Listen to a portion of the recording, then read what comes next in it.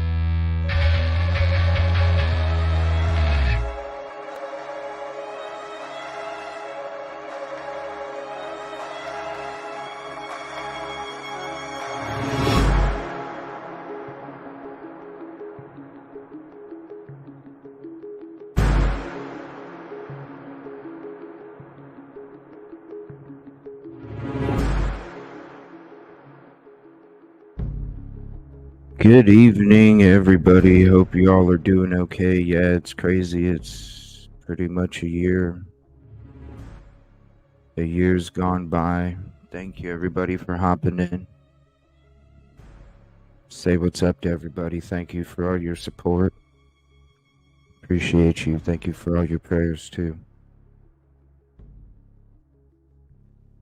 Definitely another gloomy day.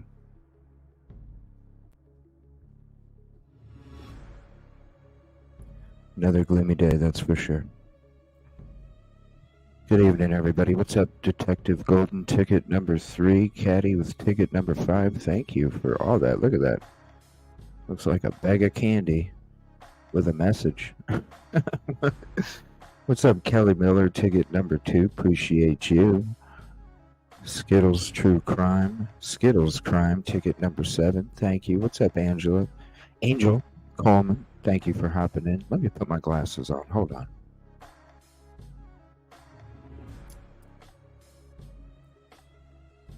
All right, there we go. Nina, ticket 120. Okay. Yeah, I don't know. What's up, Carrie? How you doing? Yes, Court TV is tonight. And if they're not doing it live, which usually we can get it live, but if not, they'll be dropping it right after, and we're going to be covering it anyway. What's up, Miley? Thank you for hopping in. Brandywine and True Crime. What's up? Bianca, ticket number 3. Thank you. Amazing person as well. Appreciate you. Always so peaceful and positive.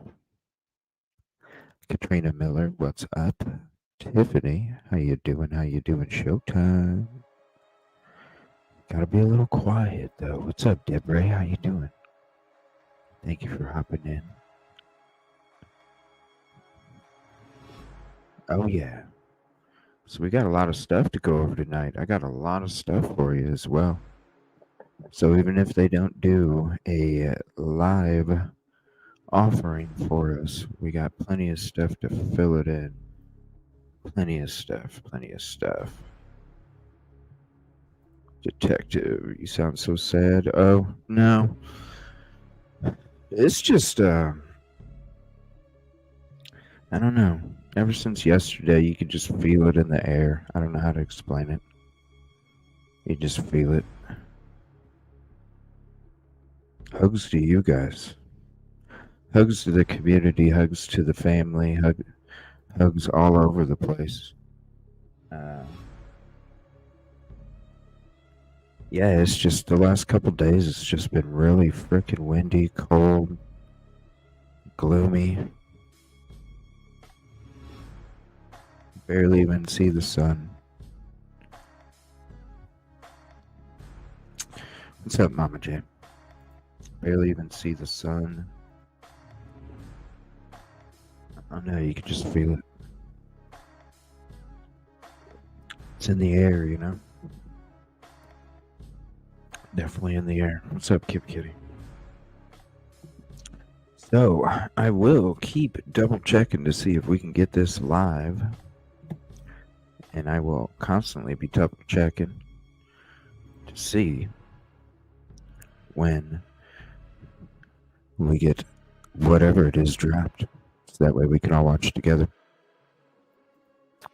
Let me see here. So, the first thing I'm going to play for you guys is something on Twitter from Chanley Painter. We're going to play a couple things from her real quick as we get into tonight.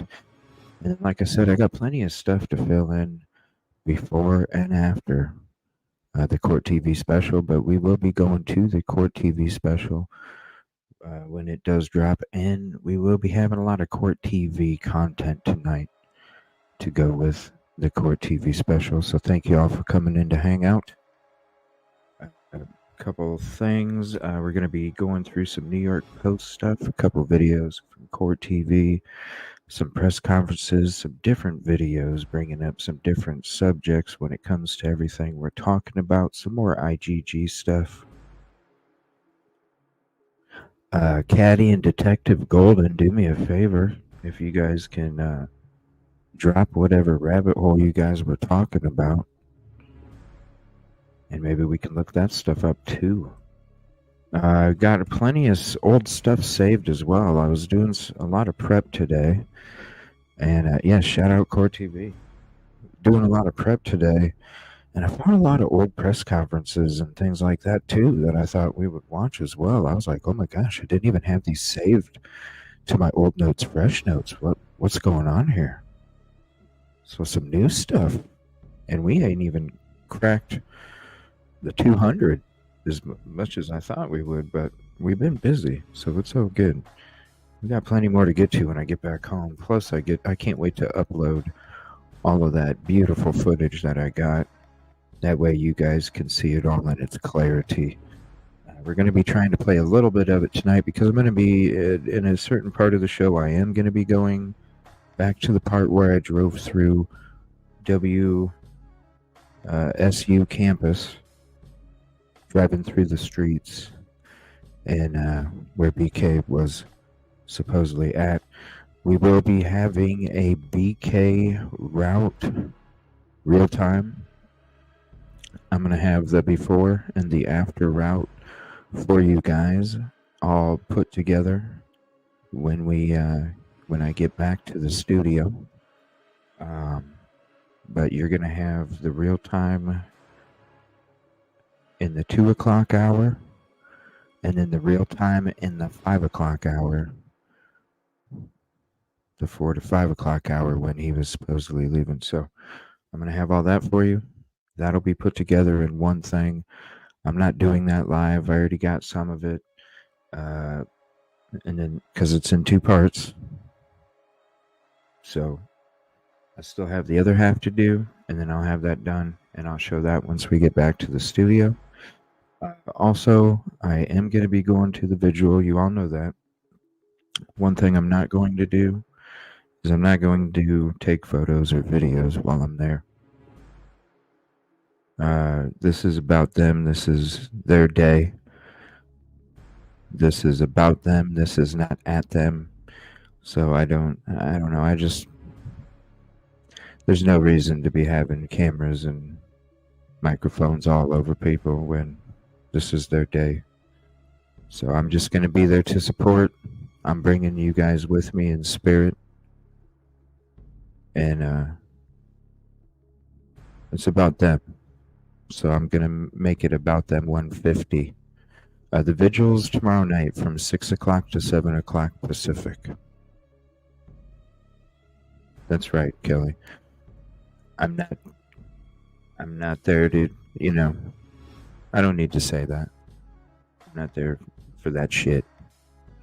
This is about support. This is their night. This is their vigil. We care. We'll be there to support.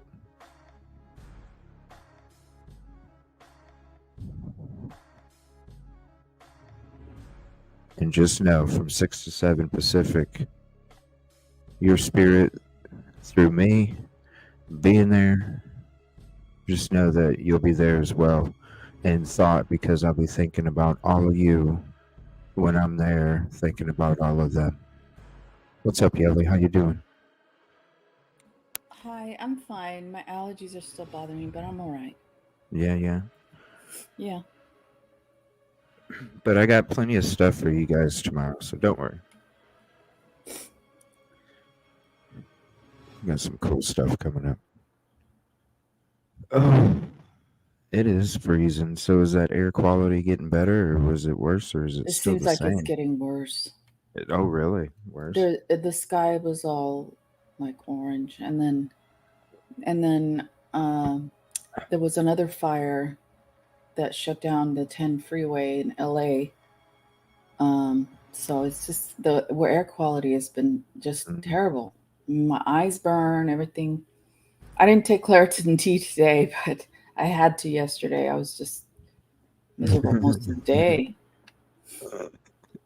I mean, so you're not Claritin D'd up tonight, huh? No. I had to take it yesterday. Tomorrow, if I don't feel better, I'm gonna take it again. But did you get some sleep, or were you up all night playing Centipede?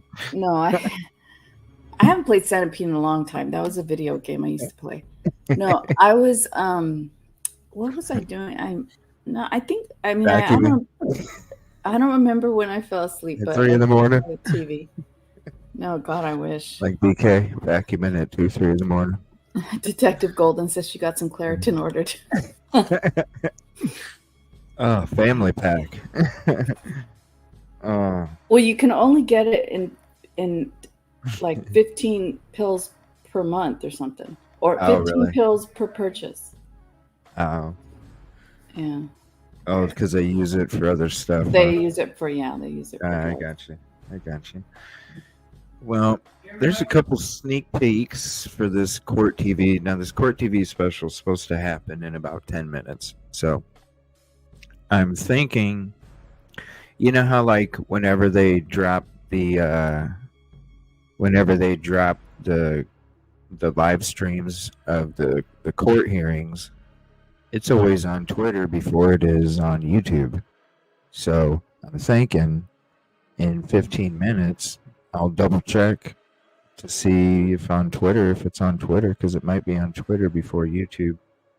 But if not, in the meantime, I do have some stuff from Court TV that we can check out when it comes to tonight's episode. Little snippets, a minute here, a couple minutes there of some of the parts that are going to be in the special called The Case Against Brian Koberger.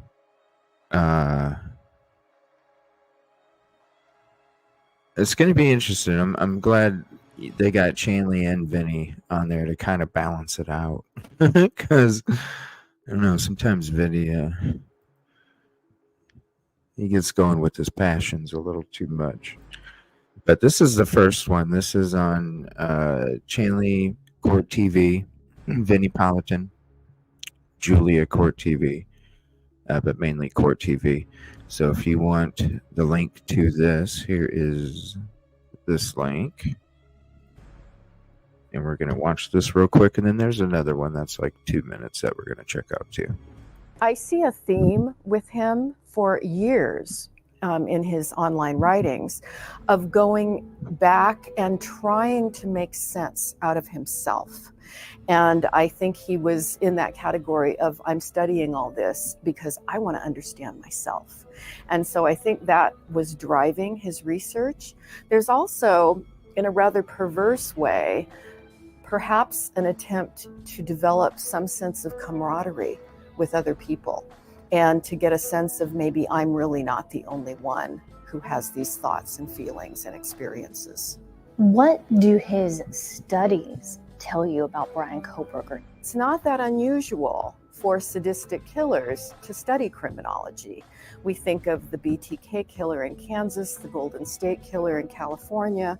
Both had criminology degrees, and the California killer did go on to become a law enforcement officer, and there have been quite a few others. Okay, I don't even know who was it. Who was that? Yeah, and how does she even know? It doesn't say.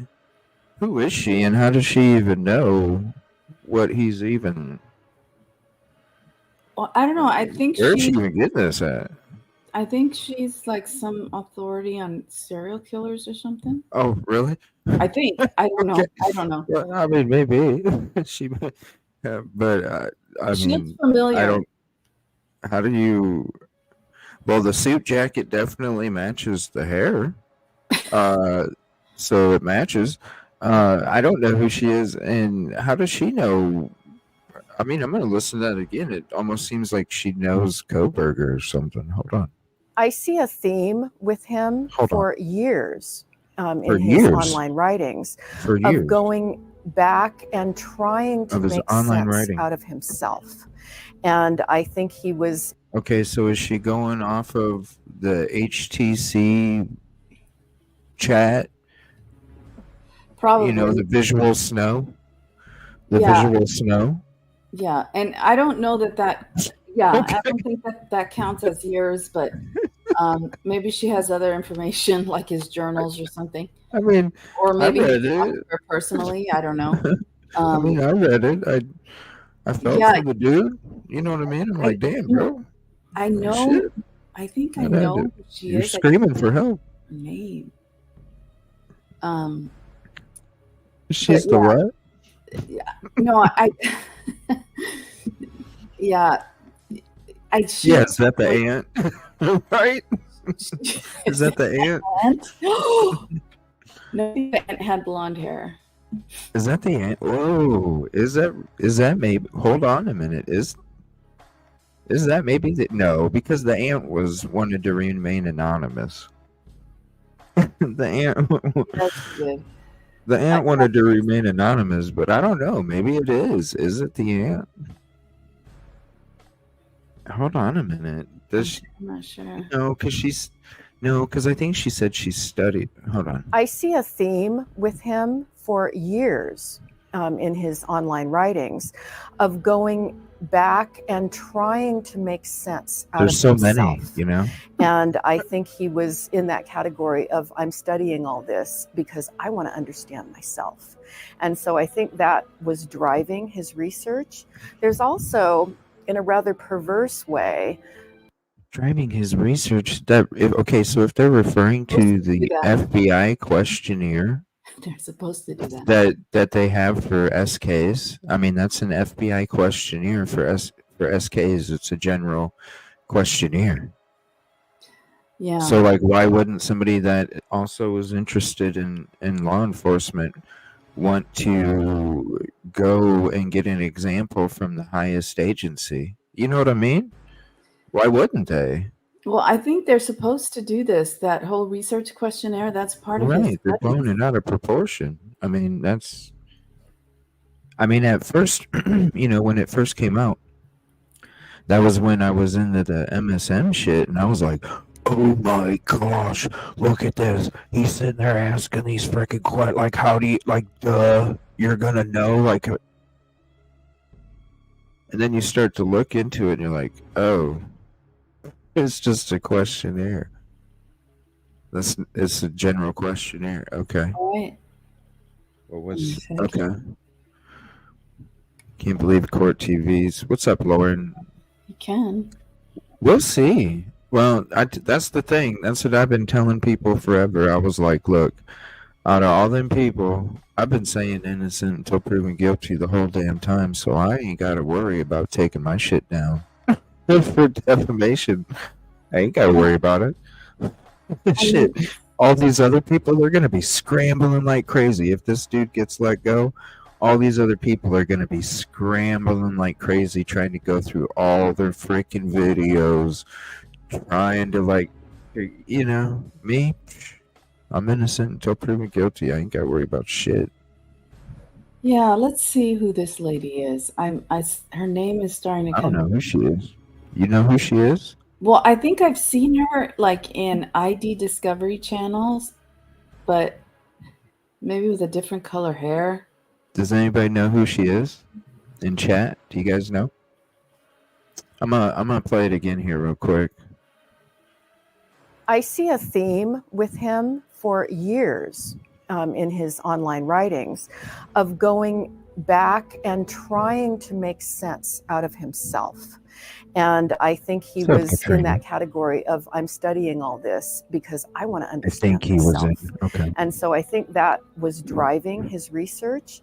There's also, in a rather perverse way, perhaps an attempt to develop some sense of camaraderie What's up, with other Cindy? people, and to get a sense of maybe I'm really not the only one who has these thoughts and feelings and So he's trying to, like, get with other people, like make like a super team of SKs,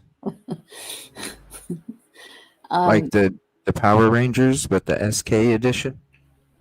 Yeah. Well, it's like anything, you know. I mean, people go into various things for various reasons. It doesn't mean that they're What guilty the of a hell? crime. I mean, No, that's not Ramslin. No. experiences. no. What do his studies tell you about Brian Koberger? It's not that unusual for sadistic killers to study criminology. We think of the BTK killer in Kansas, the Golden State killer in California. Both had criminology degrees, and the California killer did go on to become a law enforcement officer, and there have been quite a few others. The Case Against Brian Koberger, a Court TV special. Court TV special premieres Sunday, 8/7 Central. What ahead. about studies? It's I true. I mean, I don't know that BTK had a criminal justice major. He was a animal control officer. He was. I don't think he had a degree. Yeah. I'll have to look at that. I have the book. You should, because I don't freaking know. I honestly didn't. He used to, like, do that shit to animals and stuff. No, isn't that true? Well, The dude would, like. no. Let me no? get the book. I need to refresh my mind. Or was that? Yeah. Does anybody know for sure? Hold on. I'll be right. I know Bundy did, but I didn't. I thought he was just an animal control.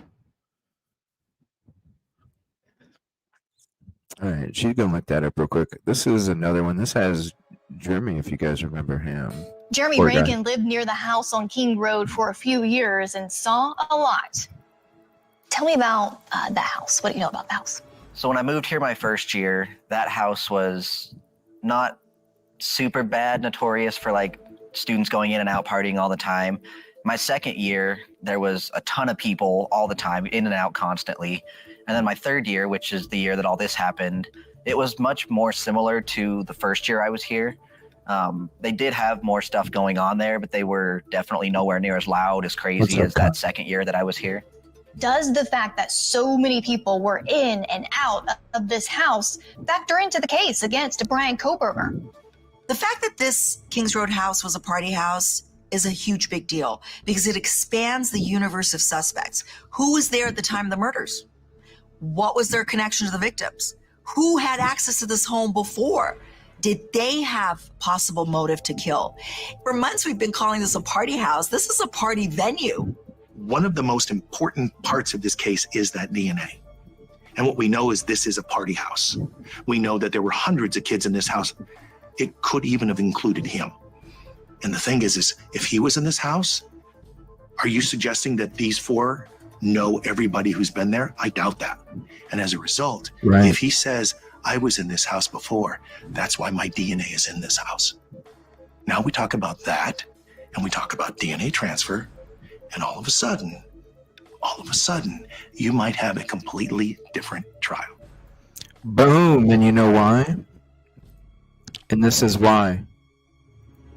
Because if he says the reason that my DNA was there because I was at a party a month ago before that crime took place, does that sheath really mean that he committed the crime? No. No, it doesn't. No.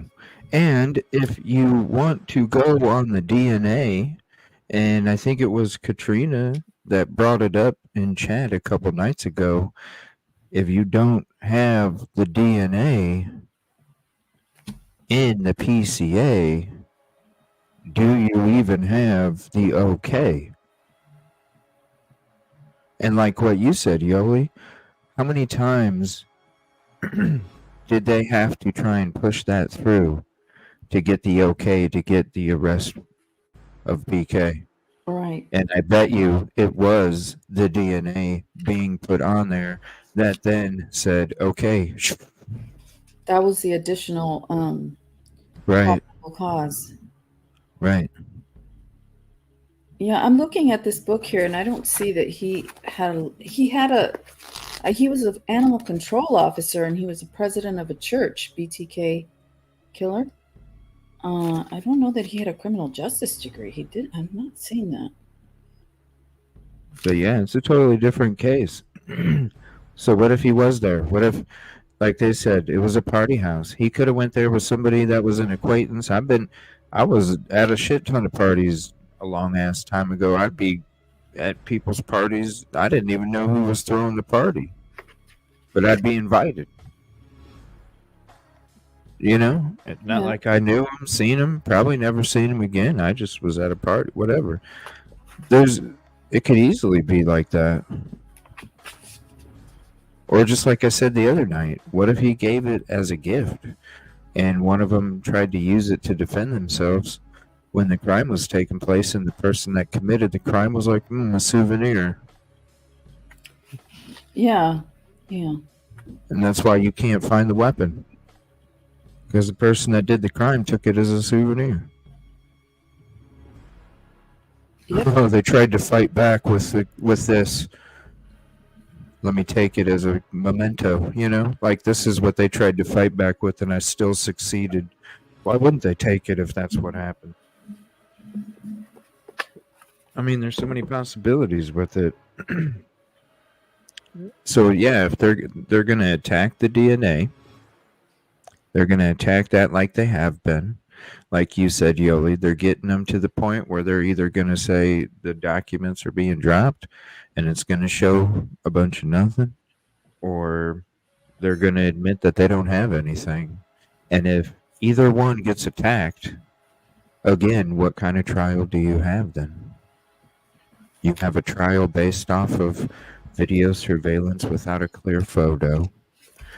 You have a description of a vehicle, but you started out with 22,000. You have plenty of people that have bushy eyebrows, and only a couple cell phone towers where everybody's phone is going to utilize the tower that the home is. So, what's up, Crystal? Honestly, I can't wait for the trial. Yeah. Oh, Dylan's stepmother spoke out?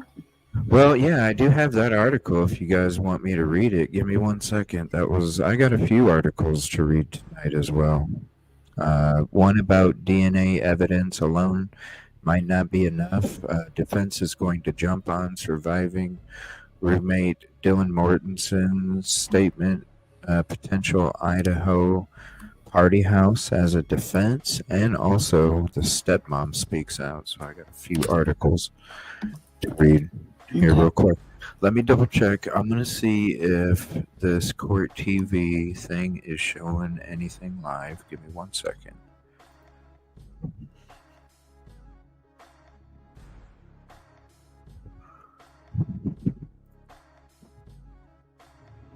Beautiful. Oh, wait, that's 32 seconds. All right, so I'm not seeing nothing yet. Hold on.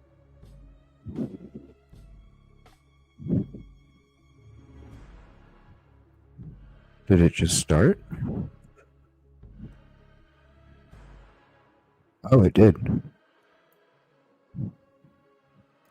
Oh, shoot, it did. Okay, hold on. Started? Okay.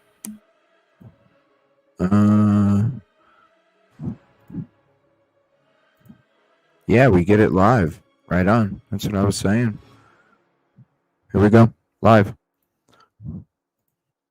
We're back at the house on King Road. In just over 2 hours, 4 of the 6 would be dead. Yeah, everybody. Live, baby. I love it how I can get this shit for you guys. My name is Chief James Fry with the Moscow Police Department. Yeah. I'm going to be reading from my notes today because I want the information you received to be extremely accurate. The 4 were stabbed with a knife, but no weapon has been located at this time. There was no sign of forced entry into the residence. Based on details at the scene, we believe this was an isolated, targeted attack on our victims. Right away, I think everyone knew this was going to be a big story. I mean, you've got 4 college students taken down at once inside the same home. And the chief comes out pretty quickly and says, listen, no forced entry here. This was a targeted, isolated attack. So most of us thought it should be solved pretty quickly. But that's not what happened here. We didn't make sure we clarified. Okay. Have them restart this feed or... We arrived in Moscow just days after the murders, and you could immediately sense that this was a community on edge, and you could understand why. 4 young people have been brutally murdered, and nobody knows why, and nobody knows who's responsible. I actually met a group of professors from the University of Idaho. They were out for a bike ride, and they really summed up what the community was going through. It has deeply affected all our students and our faculty and our staff, and it's been just a struggle to get through this last week. So, how hungry is this university, this town, for answers? Very much so. The fact that there isn't an answer makes this even worse. You know, all of us are shaken. I've heard from people all across the country talking about this tragedy. It's a small college town. We all know each other. People in the community knew these students, so everybody's affected one way or another. And part of it's because we just don't know anything yet. We also met the prosecuting attorney, Bill Thompson. Any new details? Nothing that I can share. How was the crime scene? I can't talk about it. Everybody's working together. The investigation is still active. Absolutely. How long they're gonna stay? And everybody, I just want to pause it real quick. I'm going to let this play, and then we can kind of go through it and replay it after we watch this in its entirety. I'm just going to try and keep quiet most of the time and keep it as quick as possible. That way everybody is able to watch it, and then we can kind of discuss it after that. Thank you, everybody, for hopping in. Please hit the like if you haven't yet. It's the free way to help. Here at the home. Don't know, as long as they need to. I ended up sitting down with Bill Thompson in his office. And remember, they had not identified a suspect. And a lot of people were wondering, are they going to solve this? And it was one of his answers to me that made me think they know a lot more than what they're saying. Would you feel safe having a child living near or on campus? I would. But I say that knowing that many people would not. And I'm probably I'm in a different situation because of the information and the knowledge that I have of how the investigation is progressing. Coming up, weeks go by without an arrest. Just your mind has to spin like, okay, what is going on? You know, some people can commit crimes, and there is no justice for that family. What the families and public didn't know about the investigation. Partly under her body, partly under her comforter, on her bed, likely left there by the killer. I have the most amazing thing to tell you that you...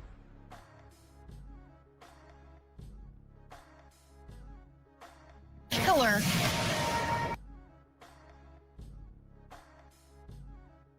All right, I'm going to let it pause for a minute because we're going to have to be on a short delay. We pretty much caught up to where it is, so we're just going to have to pause it every time they have a commercial. We're kind of going to have our own commercial where we kind of chit-chat about maybe what we just saw. So what I'm going to do is, it was just a couple minutes. I'm going to go ahead and replay it again just to give us a little more time in case we want to keep playing it. So let me see right there. The men to live in poverty in retirement. So here's what we're going to do now. We're going to save ourselves. Rewards. Enjoy. And it looks like you do not quite have enough points yet. Oh, that's okay. That's okay. $10. So about 10 minutes later, the video shows Trust me, Maddie we'll catch reaching up to here grab as the a few food they minutes go ordered. by. Kaylee has her cell phone up as if she's filming the moment. They're laughing with each other until you see them run out of the frame. By 2 a.m., all 5 girls and Ethan Chapin were back at the house on King Road. In just over 2 hours, 4 of the 6 would be dead.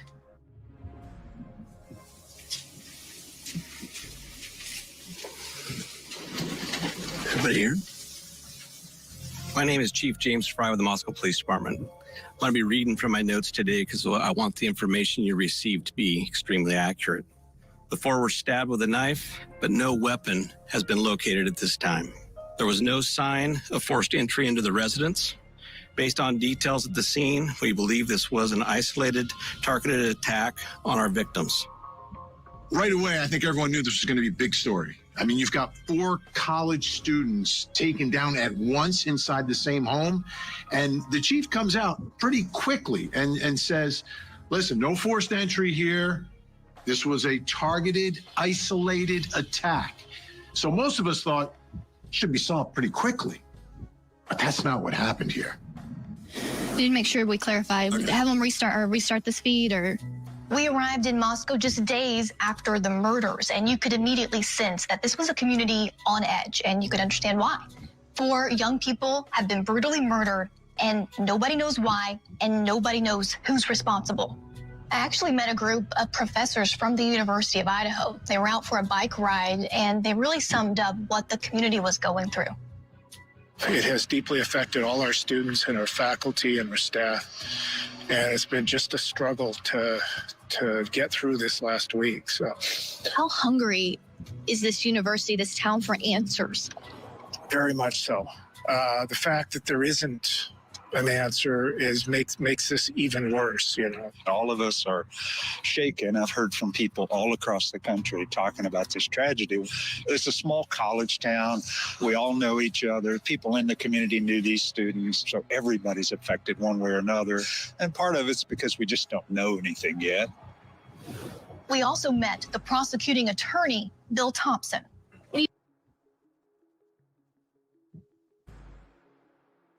I don't see any cameras. New details? Nothing that I can share.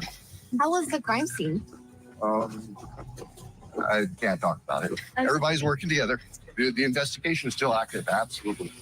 How long they're gonna Yeah, that's stay why they here can't at the talk. I don't know, house? as long as they need to.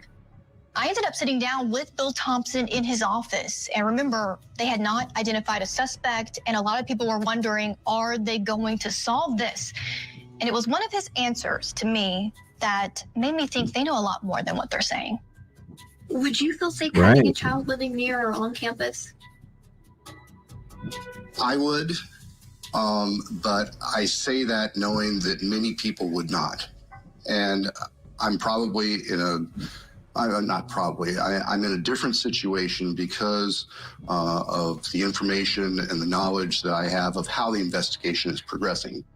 Coming up, weeks go by without an arrest. Just your mind has to spin like, okay, what is going on?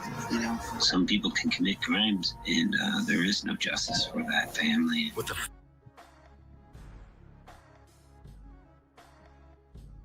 Murdoch is bizarre. It is complicated. This great South Carolina attorney is charged with the murders of his own wife and son. Okay.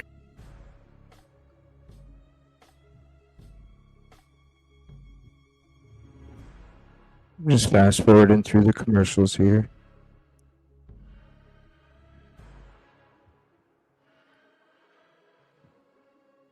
In Maddie's room. Kaylee's dog Murphy was across the hall. Funk, who was in her room. Oh, come on. She opens her door 3 different times. Now, the first couple of times, she really didn't see anything. All right, hold on a minute. It's being buggy now. Boys, for first. Come on. She all figure, dressed in all dark color. What the heck? Hold on a minute. Jeez, what is going on? Why is it doing that? Hold on.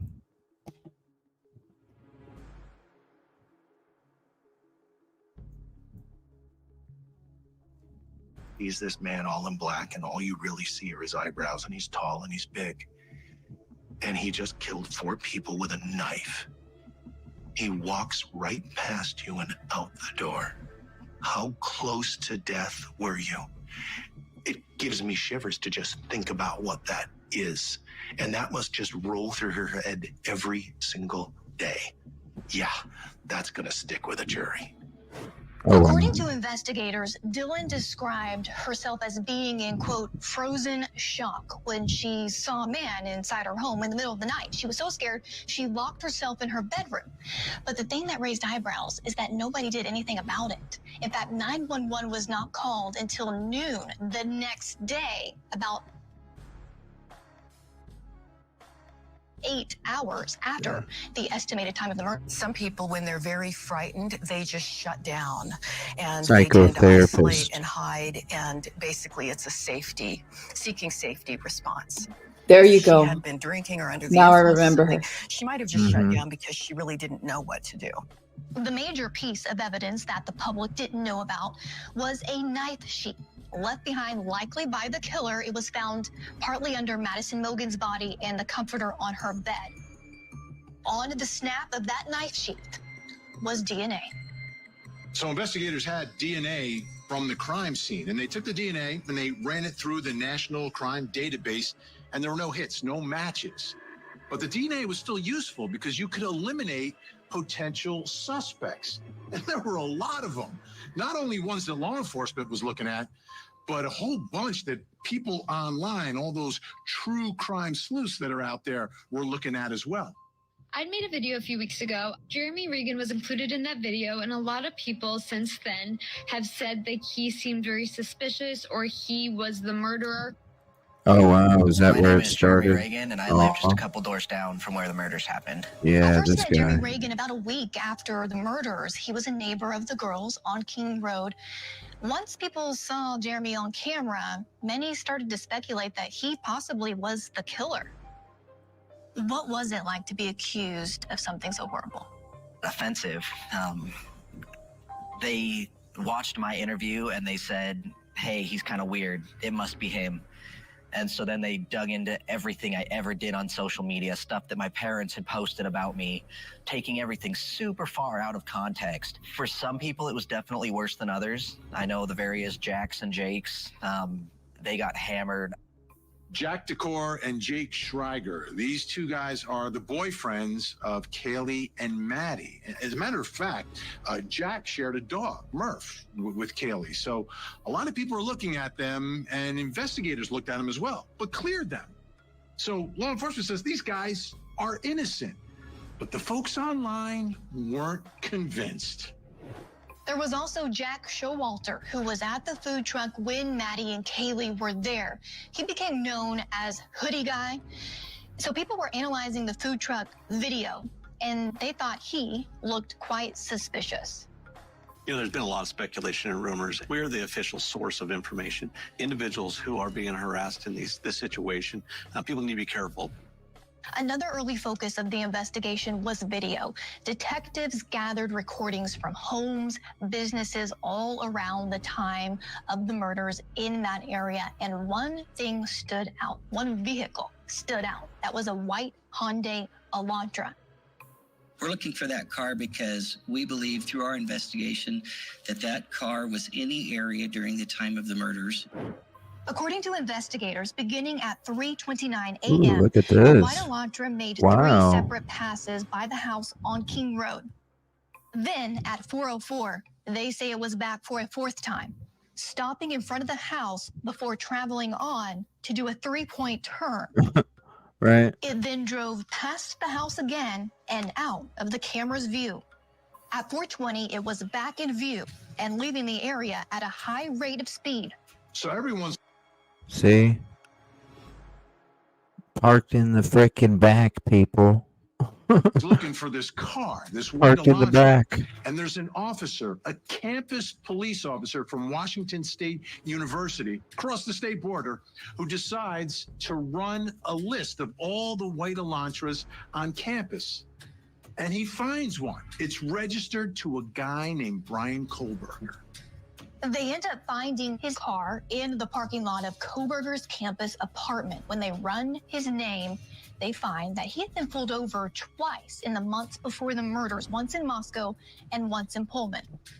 Hello. Sir. Hi, I'm Officer Langus. Stops being audio and video recorded. I was just slightly into the crosswalk, so you know, yeah, where I'm from Pennsylvania, we actually don't have like crosswalks. Oh, so even if you're kind of slightly, there's a little bit more leeway as well. Like there are a few lines, like there's one white line and there's another one. Like there's like a certain margin in which you can actually kind of put your vehicle, place your vehicle. During the traffic stop in Moscow, Kohlberger gave the officer his cell phone number. Now, when you get a phone number, it changes everything because you get access to it in a different way. That's one more piece of evidence, one more piece of the puzzle. Is it enough to see what the puzzle says? Not necessarily, but you're getting closer. According to investigators, Kohlberger's phone records showed that between 2:27 a.m. and 4:48 a.m. the morning of the murders, Kohlberger's phone was turned off or in airplane mode or possibly out of battery, but it wasn't connecting to any cell phone tower. Sometimes it's not about evidence. It's about the lack of evidence that actually matters. In this particular case, we had a cell phone that was turned off for a very specific window of time. During a window of time where 4 people were murdered, and he is the singular suspect. That means something. Investigators say that when they looked back at Kohlberger's cell phone records in the 5 months leading up to the murders, that his phone was in the area of the girl's home on 12 separate occasions. This was not just something where he happened to be in the region one time and it's easily explainable. The problem is now you really have to be able to explain that other dozen times the month before. You better have a pretty good reason for this. Coming up, the arrest. Hey, Brian, how you feeling? How you feeling, Brian? How strong is the evidence against Brian Kohlberger? You read the affidavit and you just find out that he was stalking them, he was hunting them. He was just a person looking for an opportunity. Imagine what happens when you're finally able to get the results of the DNA sample. We got this guy. We've got this guy. We don't know when and how this DNA got there. I'm not at all worried about the DNA.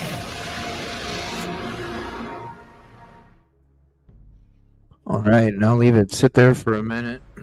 That was crazy. I'm just going to leave it sit there for a minute and let it play. Oh my gosh. That was weird last time. I think that video was in Washington, Pullman. Yes, Brandywine the Hat. It is an interesting company, isn't it?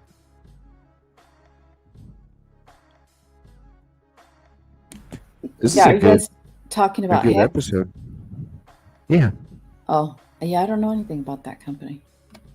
Yeah, you should look it up. Oh, well.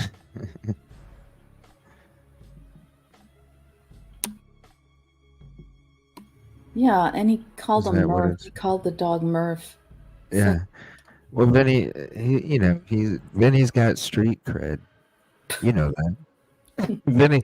Vinny's got street cred. He can make up abbreviations whenever he wants. You know, he can call Murph if he wants. Nina says, Right. "Stop whispering, creepy." Who, me? Yeah. Is it me? I don't know. I'm not trying to. I'm trying to. What time is it? I guess it's only 5:30. I guess I don't have to be so quiet right now. I don't know. I just don't want to be too loud. That's all. So, the creepy voice, huh?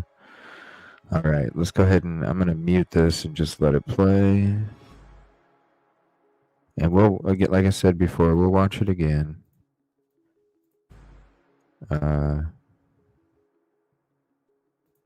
When it gets there, we'll watch it again. Oh, there we go.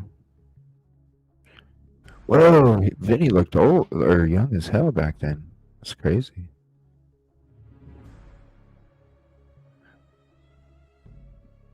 And then we'll get through some of them articles and all that stuff as well.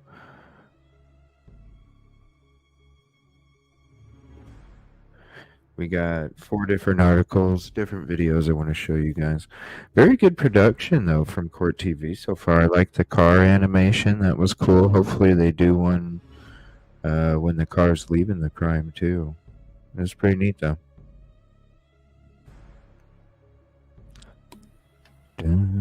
Hopefully they have one with somebody getting out of the car and having a license plate.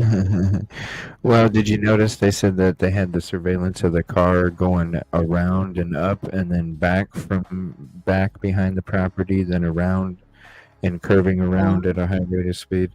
So oh, that's I'm it. just telling you, that's why I parked means there. he did it. No, I'm just saying that's why I parked there. That's why I'm saying it makes sense to park does. in the back and not in the front. Yes. Did he pull up like that? I don't think so, especially if you staked out the property. You're going to know where you're at, even if you can't see. I mean, you're Okay, going to have a good idea. So Nina wasn't talking about you with the creepy, whispery voice. Oh, okay. I'm spreading rumors. Okay. Sorry. Okay. Sorry. Okay. I was going to say. Lilith, that's not fucking nice. Get out of here. Okay. Dumb shit. No, it isn't. No, I don't say I'm boring. I don't give a shit. I don't give a shit. That's not. We love you. That's not our community. That's dumb. Later. I don't care. I care about you all. I don't care about dumbass energy like that. It's not cool. There's plenty of hate out there. It should be about love. If you ain't about love, then we ain't about you. Last night, in conjunction with the Pennsylvania State Police, Federal Bureau of Investigation, detectives arrested 28-year-old Brian Christopher Kohlberger in Albrightsville, Pennsylvania, on a warrant for murders of Ethan, Zena, Madison, and Kaylee. Mr. Kohlberger was taken into custody without incident. The scene was turned over to the FBI Evidence Response Team for processing. According to a Monroe County, Pennsylvania prosecutor, when SWAT arrived at the family home of Brian Kohlberger, they found him standing in his parents' kitchen at 1:30 in the morning. Kohlberger was found awake in the kitchen area, dressed in shorts and a shirt and wearing latex medical type gloves, and apparently was taking his personal trash and putting it into separate Ziploc baggies. The DNA found on the knife sheath under Madison Mogen's body was the piece of the puzzle investigators needed. 3 days before Kohlberger's arrest, detectives used trash from Kohlberger's parents' home for a DNA sample that turned out to be a match to the suspected killer's father. Imagine what happens when you're finally able to get the results of the DNA sample that you pull from the father. You can just hear the champagne popping. This is a See what I'm quad saying? murder. They just That jumped. has to be elation in that squad room. Right. In that war room, when they're sitting together and they're looking at each other and going, we got this guy. We've got this guy. After Brian Kohberger was taken into custody in Pennsylvania, he met with an attorney who said publicly that Kohberger told him he believed that he would be exonerated. He is very intelligent. In my hour conversation with him, that comes off. I can tell that. And he understands where we are right now. Hey, Brian, how you feeling? How you feeling, Brian? Even though Brian Kohberger wasn't fighting extradition, he still had to. How you feeling? He was inside of that courtroom when he walked in. Used trash from Kohberger's parents' home for a DNA sample that turned out to be a match to the Sorry, I was suspected just trying to play killer's that damn thing father. again. Imagine what happens when you're finally able to get the results of the DNA sample that you pull from the father. You can just hear the champagne popping.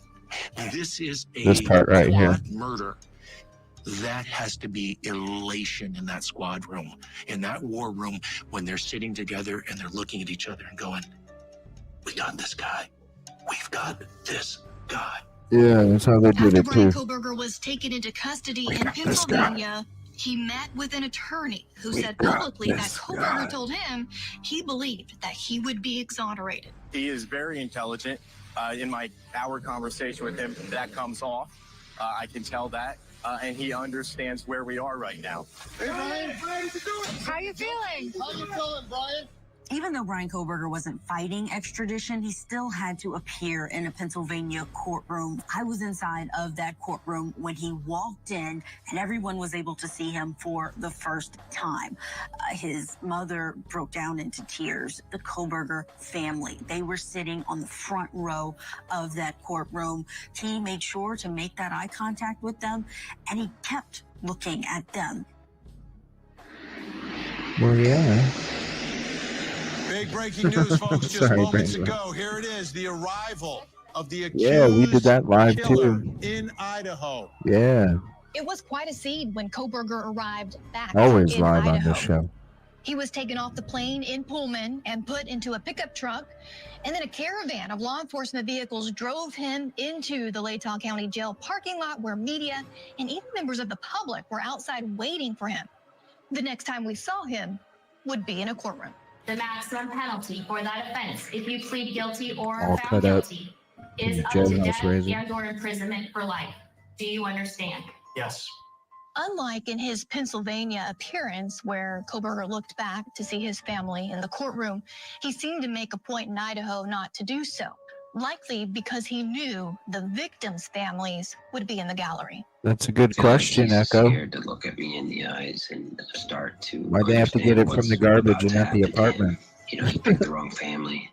So once the suspect appears in court, prosecutors release the probable cause affidavit, and this stuff is filled with detail after detail after detail, things we didn't know. Detail. 18 pages worth. And at that point, the public got some Detail. answers. But more importantly, the families finally got some answers. Detail. You read the affidavit and you just find out that nobody understands exactly why, but he was stalking them, he was hunting them. The affidavit in this case lays out the evidence against Brian Kohberger, but there is a gag order here, so we don't know everything the prosecution has. But a lot of people think he's the guy, he must be guilty. But there's a long way to go, and a lot of people think that this case isn't a slam dunk. It's It's absolutely not. disgusting. This guy does not have a presumption of innocence. He has the assumption of guilt. Right. I'm Sarah Azari. I'm a criminal trial attorney in Los Angeles. I'm currently a legal analyst for News Nation, and I am the host of the Presumption podcast. You know, pretrial convictions of high-profile defendants in high-profile cases is nothing new, but Koberger is a whole other level. And I think not only we found him guilty of slaying the 4 Idaho students, but we've decided that he's going to get the death penalty. Right. The most significant Shout piece of out to evidence her. for prosecutors I is do too, the Crystal. DNA I really of the do. defendant found on the knife I sheath like her a of the lot. alleged murder weapon located underneath victim Madison Mogan's body. We don't know when and how this DNA got there. So if Brian Koberger That's is true too, person Justine. A and he touches this knife sheath and then somehow this knife sheath is picked up by somebody else. I mean, he could touch it, he could handle it, it could be anything. Could be And a then gift. that person then somehow is in this Kings Road home. That is a perfect explanation of how Koberger's DNA was on that knife sheath. Is insufficient to place him in Right. that home, let Right. alone to place the murder weapon in his Right. hands. That's Exactly. why Stupid. I'm not at Right. all worried about the Yeah. DNA. Right. I'm Tiffany Roy, and I'm a forensic DNA expert. I work privately in the area of forensic DNA and forensic Great biology. episode from I've Core TV been doing tonight. this work for 17 years. DNA can be transferred onto items that people have never contacted and never touched. That can be found in rooms where people have never set foot. He may never have touched that sheath, and his DNA could have been transferred there by some contact with another item or another person. We can't tell how it got there. We can't tell when it got there. Or it could be there because he committed this quadruple murder and took the lives of these 4 students. And maybe when he was closing the snap, his thumb touched it before he even showed up at the murder scene. And maybe that knife sheath got loose because those girls were fighting for their lives. Now, you take that evidence in conjunction with all Look at the other facial evidence, including those expression. phone records. Damn, Vinny. Wow. Investigators believe that It's like he had Koberger's cell phone explosive. was off or in airplane mode around the estimated time of the murders because Damn, he turned Vinny it on. and the facial We've been expressions. saying it was off. I like his this phone was lady. off. We don't know if it was off. It could have been off. It could have been in airplane mode. Or it could have just simply not picked up signal during yeah? that time. What's odd, of course, and what's problematic for the defense is that his phone did pick up signal before the murders and after the murders. Another significant coincidence for those who believe in coincidences, I don't. Look at is Vinny. that there's this white car that's driving around and around Wow. at the time of the murders, Yeah. close to the scene of the murders, caught on video. And guess what? The defendant, What, the Vinny? suspect, the accused, what does he drive? A white Elantra. Along with 22 other thousand During the people. window of the murders, Right? we don't know where this car was. Oh my God. We don't know where it was parked. just We don't found even have a nothing about the license car. plate. Identification of the Hyundai Elantra as like the suspect vehicle, that's a problem. Another part of the case against Brian Koberger is an eyewitness account. Dylan Mortensen, one of the surviving roommates, she told police that she saw a man around the time of the murders dressed in black, bushy eyebrows, wearing a mask covering his nose and his mouth that walked past her down the hallway.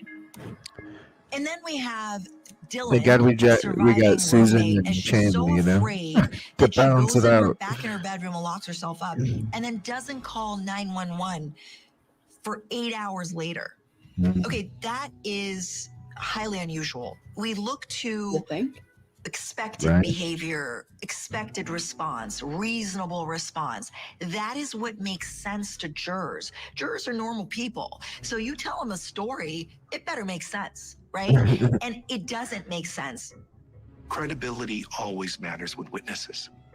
And this witness comes across as credible. Is she flawed? Yes. Next, the house on King Road. No one that lives here is here right now. And the type of person capable of committing these murders. Whoever did this, be it Koberger or someone else, is a sexual domination killer. Plus, Brian Koberger. Wow. Really? Wow. If he says, I was in this house before, that's why my DNA is in this house, all of a sudden, you might have a completely different trial. And that's where you hear the boom sound. Yeah, I mean, it's true. You have a completely different trial then. A sexual Yep, domination yep. killer. Yeah, where's that coming from, right? Yeah, I don't know.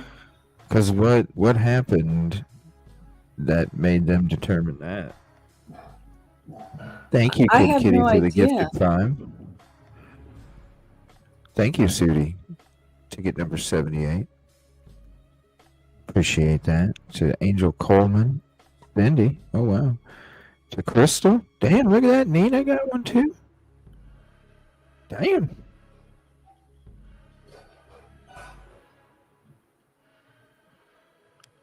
Call the cops after waiting for my neighbors. Oh, wow. 3 times.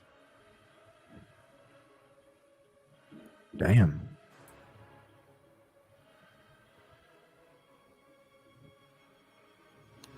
What's up, Brad? How you doing?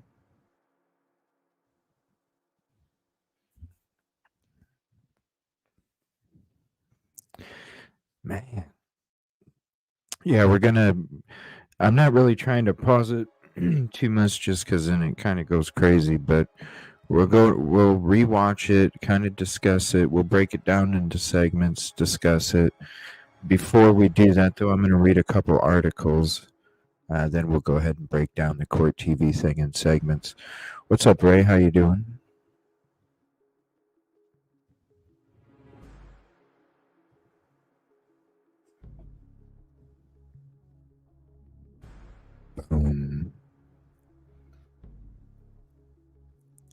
Then we got some other videos too. We'll be hanging out a while tonight, and got some stuff coming up tomorrow too during the day. Maybe I should take some Claritin D. I miss not having my damn Keurig machine when I'm on the road here. Usually they have them. That's why I didn't bring it on this trip, because I'm like, every time I bring it with me, they always have one here. Yeah. And then I don't have one here. Mm-hmm. So it's like, damn, I didn't bring it and I didn't have one. So it kind of sucks.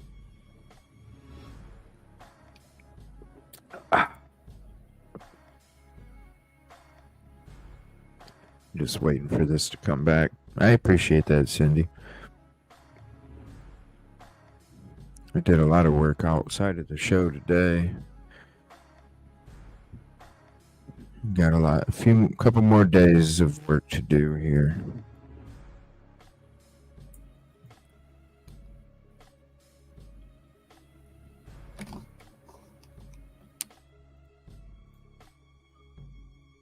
All right, here we go. Hey guys, Moscow PD. Damn, it's loud. Hey, turn the music down. Turn the music down. Hello, miss. What's your name? Xana. Xana, do you live here? Yes. We've already talked to Maddie once and told her the same thing. The house at 1122 King Road, where 4 University of Idaho students were murdered, was known as a college party house going back before Kaylee, Maddie, Xana, Dylan, and Bethany all lived there. In the fall of 2022, just a few months before the murders, Moscow police responded to a noise complaint at the house on multiple occasions. And if I do have to come back here, $300-some tickets coming your way. Okay. And it only gets more expensive from there. Is that fair? Yeah, that's Okay. fair. Absolutely. There was even an incident where there are people at the house, but none of the roommates are even there. How goes it? Oh, hi. How are you? Who lives here? We're not actually sure. You know, You don't know who lives here? No, I don't. We're just here for a noise complaint. So everyone here is trespassing? Well, no one's here that's trespassing, but no one that lives here is here right now. So where'd they go? They're just not here. I have no clue where they went. No clue. So you guys just throwing a party in their house? They were here at one point. They're not here right now. I just searched all the rooms. They left and went over to some other party, and everyone is about to go over to another party. Okay. Who does live here? What are their names? I am actually not sure. Jeremy Reagan lived near the house on King Road for a few years and saw a lot. Tell me about the house. What do you know about the house? So when I moved here my first year, that house was not super bad, notorious for like students going in and out partying all the time. What's up, my Sophie? second year, there was a ton of people all the time, in and out constantly. And then my third year, which is the year that all this happened, it was much more similar to the first year I was here. They did have more stuff going on there, but they were definitely nowhere near as loud, as crazy as that second year that I was here. Does the fact that so many people were in and out of this house factor into the case against Brian Koberger? The fact that this Kings Road house was a party house is a huge big deal because it expands the universe of suspects. Who was there at the time of the murders? What was their connection to the victims? Who had access to this home before? Did they have possible motive to kill? For months, we've been calling this a party house. This is a party venue. One of the most important parts of this case is that DNA. And what we know is this is a party house. We know that there were hundreds of kids in this house. It could even have included him. And the thing is if he was in this house, are you suggesting that these four know everybody who's been there? I doubt that. And as a result, if he says, I was in this house before, that's why my DNA is in this house. Now we talk about that, and we talk about DNA transfer, and all of a sudden, you might have a completely different trial. It's not just that the defendant's DNA is in the house. It's on a knife sheath, which is found next to Maddie's body. I'm a former prosecutor. This is game over DNA. It's not Game just any over. DNA. It's single source DNA. Game over. Single source DNA profile is the most informative type of profile we can hope to get from a crime scene. It's a lot of clear information and it's a lot of very specific information. If you're looking for DNA from a perpetrator, that's something that's related to a weapon and a weapon that could have been used in the commission of this crime. It would be a very rare event for anyone else to match with a single source male DNA profile. So it's very strong evidence. Brian Koberger. After graduating from DeSales University in the spring of 2022, Brian Koberger was accepted into the criminology PhD program at Washington State University. At the time of the Idaho student murders, Koberger was a teaching assistant. And a few of his students came forward to say they noticed a difference in his behavior after the murders. No reason to connect him to that, at the time, but definitely around then, he started grading everybody just 100s. He seemed preoccupied is what I would have said at the time. He would come in, be there for 10 minutes, leave, not say much. So he didn't really do that much, but you could tell there was some off about him. What's still unclear is the prosecution's theory as to why he would want to kill these young people and what, if any, was the connection. Motive is not an element of crime or murder. But of course, every inquiring mind wants to know why. Why would Brian Koberger do this to 4 innocent victims, college students? Could the state go to trial without motive? Absolutely, but I bet they won't. And the problem here is that we don't even have a connection to these victims. Forget about motive. Steve Gonsalves, Kaylee's father, believes there's a good chance the murderer was tracking Kaylee and/or her best friend Maddie. I'd be a little bit surprised if there wasn't a clearer touch point that would suggest that he was interested in 1 or 2 of the people more than he was the others.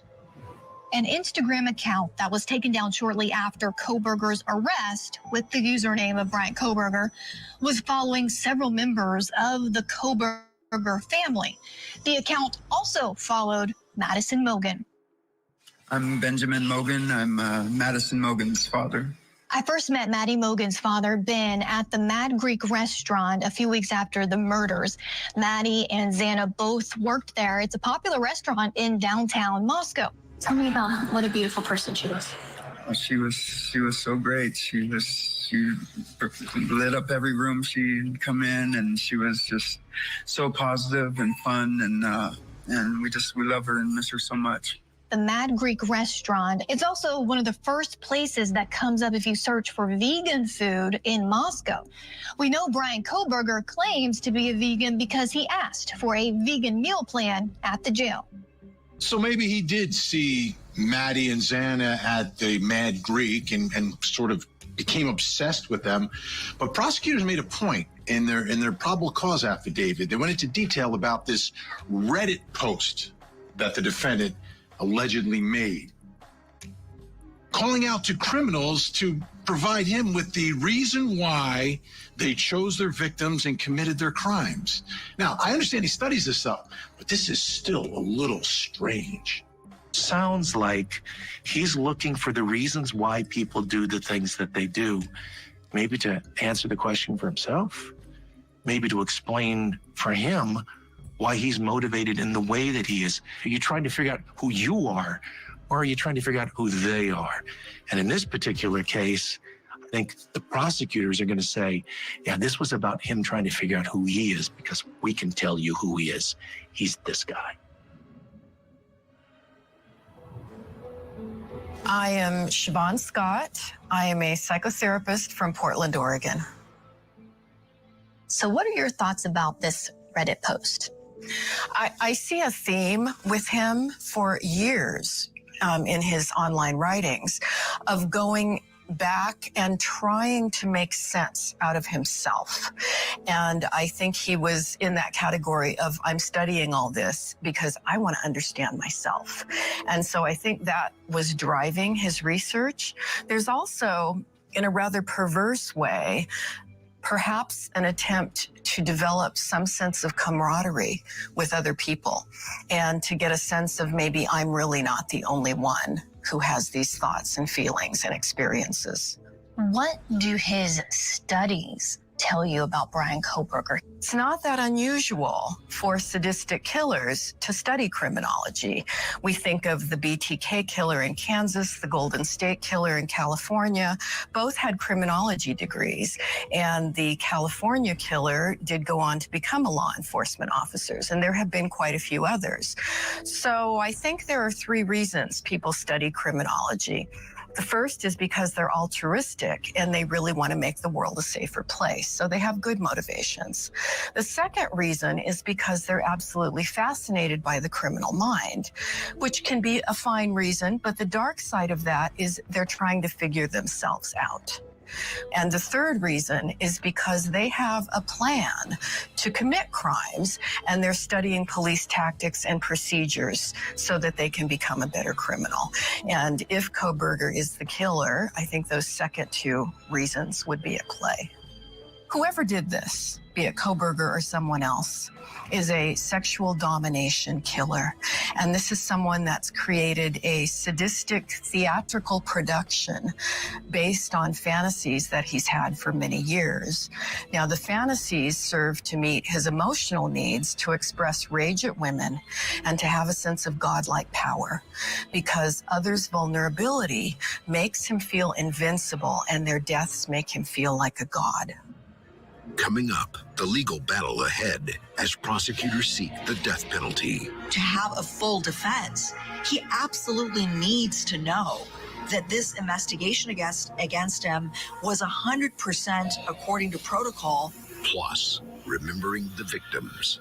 Through all this, I hope we can all look through that dark tunnel and see the light and follow that light.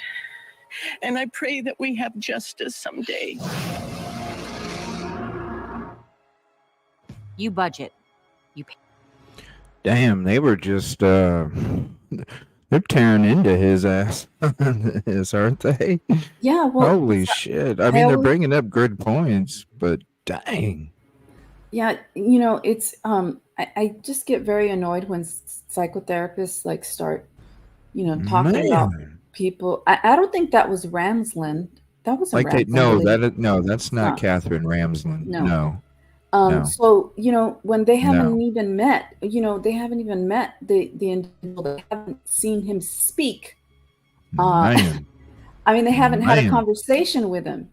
And they're saying things like, well, you know, there's just years of all of this stuff based on information that may not have even been written by him or may have been written by him, but a long time ago.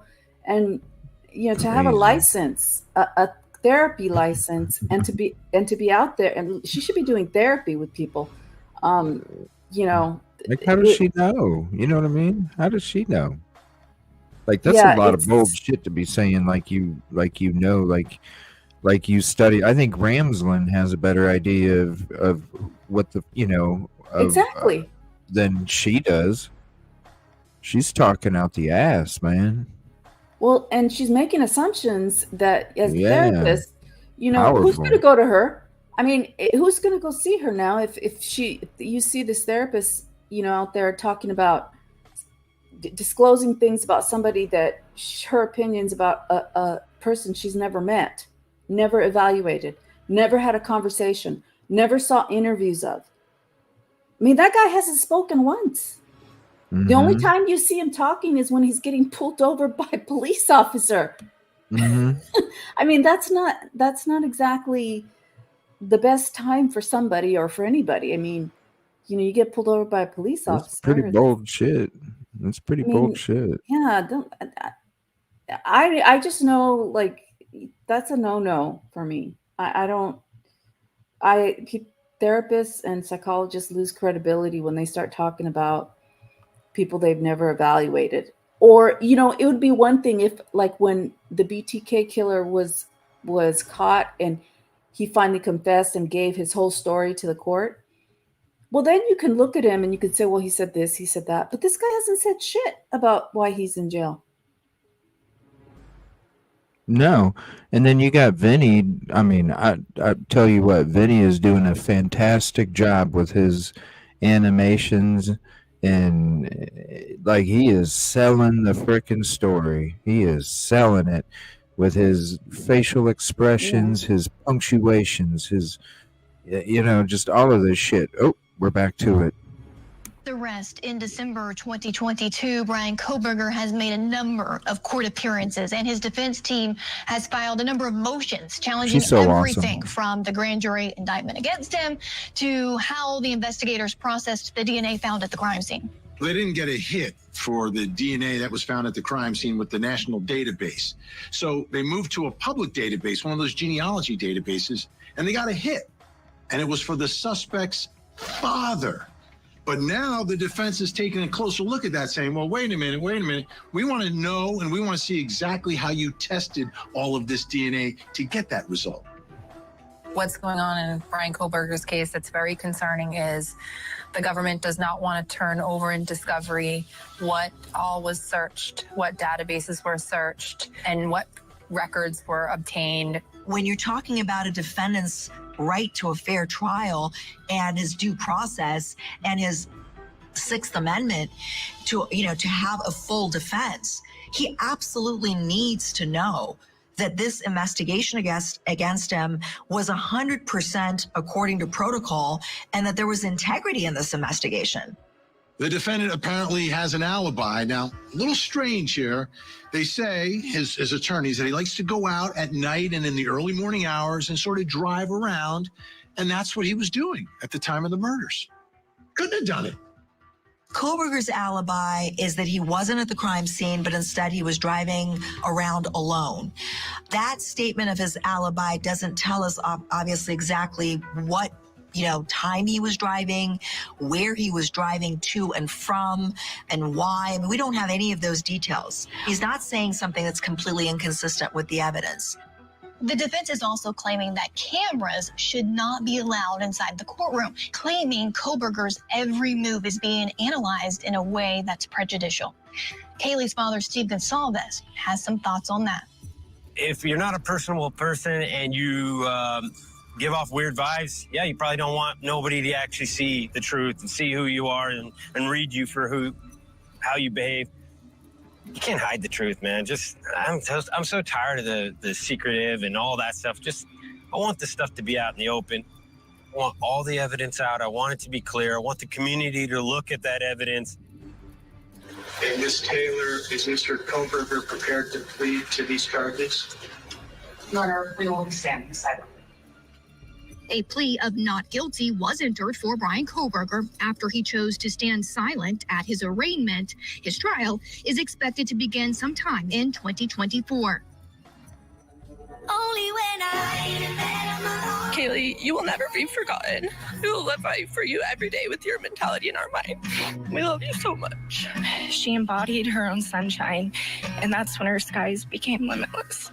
I sent you my heart. I met Charlie D'Amelio, check! Most important is love. Like it's the only thing you know how. Nothing even matters except love and human connection. I'm not a big drinker, but maybe I should have something. You're not a big drinker? I was lucky enough to be able to explore life with Maddie Maddie was the best at spreading love. Distance makes the heart know who you love. Xana was the funniest person I knew and made me laugh every time I spent time with her. Honestly, it's just Xana, you will not be forgotten. You have impacted so many lives and have given people so much love. Oh, sweet love of mine. Ethan was always someone you could count on to make you smile and cheer up your mood. And I feel so lucky to have shared so many great memories with him. Minions, tonight we steal the moon. Sweet love of mine. Through all this, I hope we can all look through that dark tunnel and see the light and follow that light. And I pray that we have justice someday.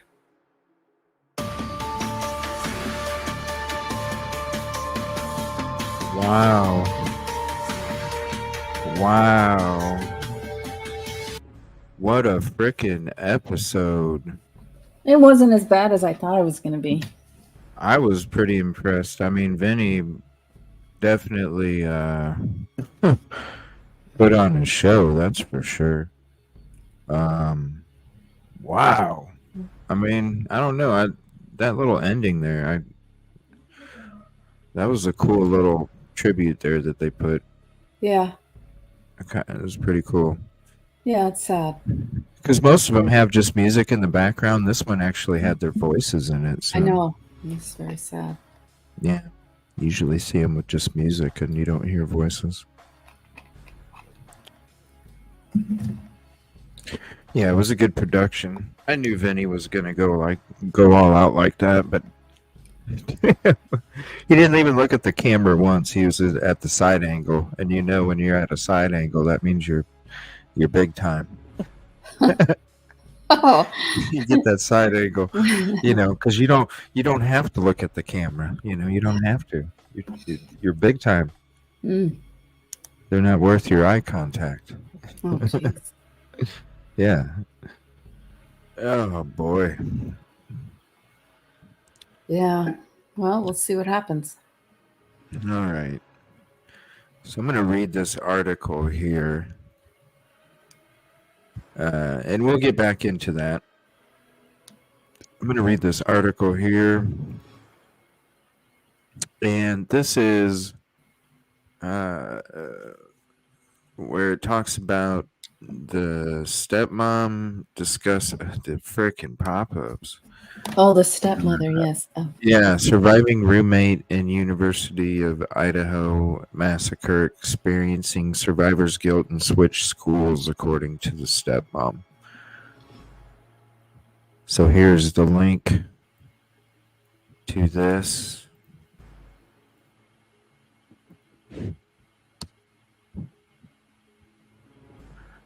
And of course, it's always for the trolls too, because I like sharing the links with the trolls as well. Well, you have there's people from other shows that come here to get content. Like I don't know that,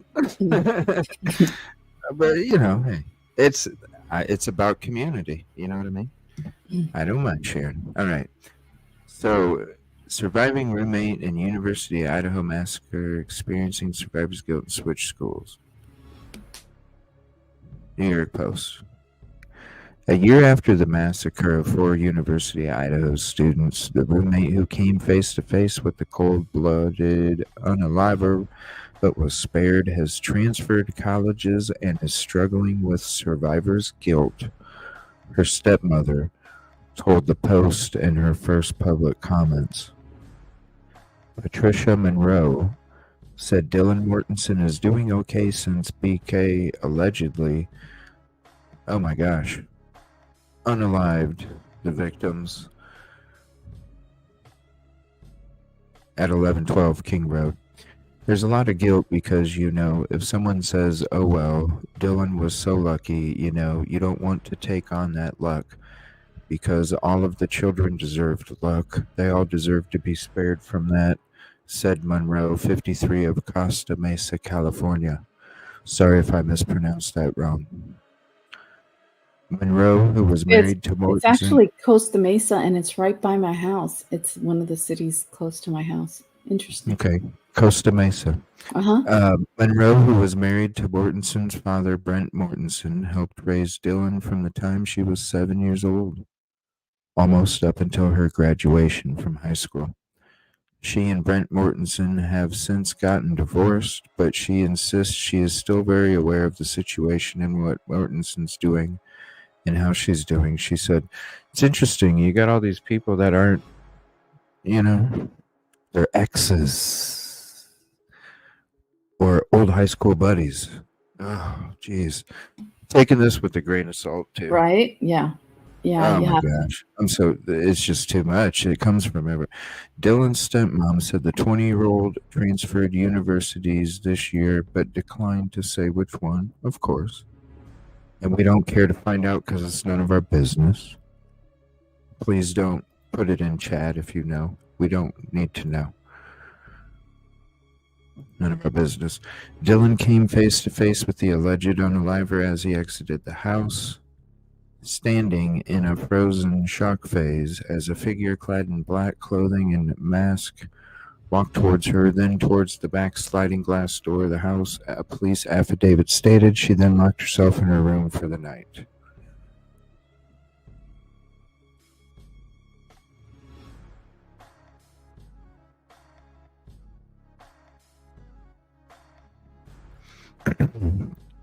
For reasons still unknown, she and Bethany Funk, the other roommate who survived the attack, didn't call the police until around noon the following day, according to Idaho investigators. This is just one fact that social media trolls and citizen sleuths have latched onto in slamming Mortensen and Funk since the case gained worldwide attention last year. 8 hours is a long time for anybody, sorry, reporter. They've called her everything from an unaliver and a substance dealer to transgender. See, that's why you need to this is why I'm saying I don't talk about a lot of shit that's even right there. You need more evidence, man. Oh yeah, that Yeah, whole thing about her. I mean, that's you why know, we don't, mm, no. that's not something. Not saying it's not it or it can't be possible, but it's about respect, number one, before anything. Not about clicks and views. You never really think about the online backlash and trolls until you deal with it, and it's just a really hurtful thing, Monroe said.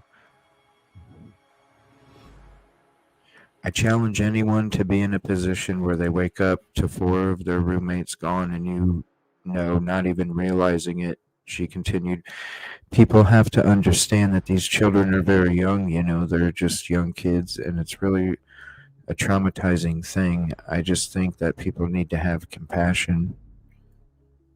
There needs to be a space and time for all the details to come out in trial, said Monroe.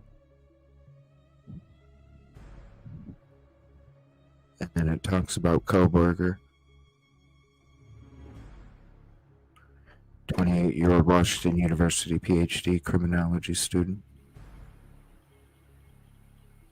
And that's the article.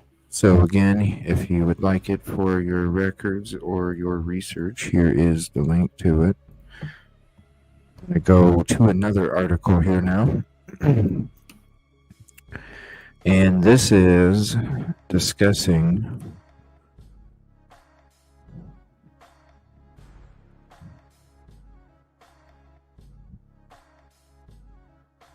we're going to stick to Dylan Mortensen, the topic of that, and then I'm going to go to another article as well. I got a couple more. So this one, and here's the link to this. Another New York, these are all New York Post articles, by the way.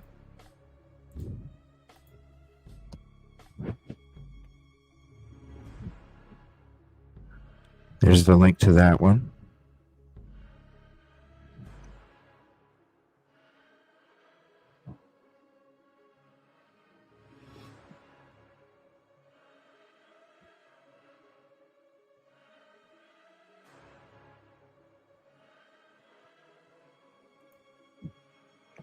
No, I like Get a Clue's work. It's just the videos are like 45 minutes, so I have a hard time running my own show. I have a hard time sitting down watching a 45-minute video. But I do enjoy the work, though, for sure. Very detailed, highly detailed work. Get a Clue does. It's just sometimes I don't have the time to be able to check out the whole thing, but I definitely am aware of the work, and I appreciate what Get a Clue does for the community, the true crime community. This one is Brian Koberger's defense is going to jump on surviving Idaho roommate Dylan Mortensen at trial, per expert. Drink a coffee. It says, the University of Idaho student who survived the grisly quadruple homicide that captured the nation's attention last year should prepare to be, quote, jumped on by suspect Brian Koberger's defense when she testifies, a trial expert told the Post. Dylan Mortensen survived the November 13th, 2022 crime that left Madison Mogan, Kaylee Consalvis, Xana Kernodle, and her boyfriend Ethan Chapin passed away. She came face to face with the unaliver just moments after the crime, telling authorities, excuse me, she saw a figure clad in black clothing and a mask walking towards the home back exit just after 4 a.m. It also stated that it covered the mouth and nose. Another roommate, Bethany Funk, also survived the crime. The Court TV executive producer Ted Rowlands told the Post he believes Mortensen's testimony will be the central to the trial, which kicks off later this month, of course, because it's the one in the PCA. Why wouldn't it? Right? I think Dylan is going to be big because the defense is going to, quote, jump on her. Rowlands, 57, said Friday if she was so scared and she locked her door and stayed in the room and was frozen like she told investigators, then why didn't someone call 911 for 12 hours should be pivotal. Exactly. When it comes to frozen shock phase, yeah. if you get into frozen shock phase,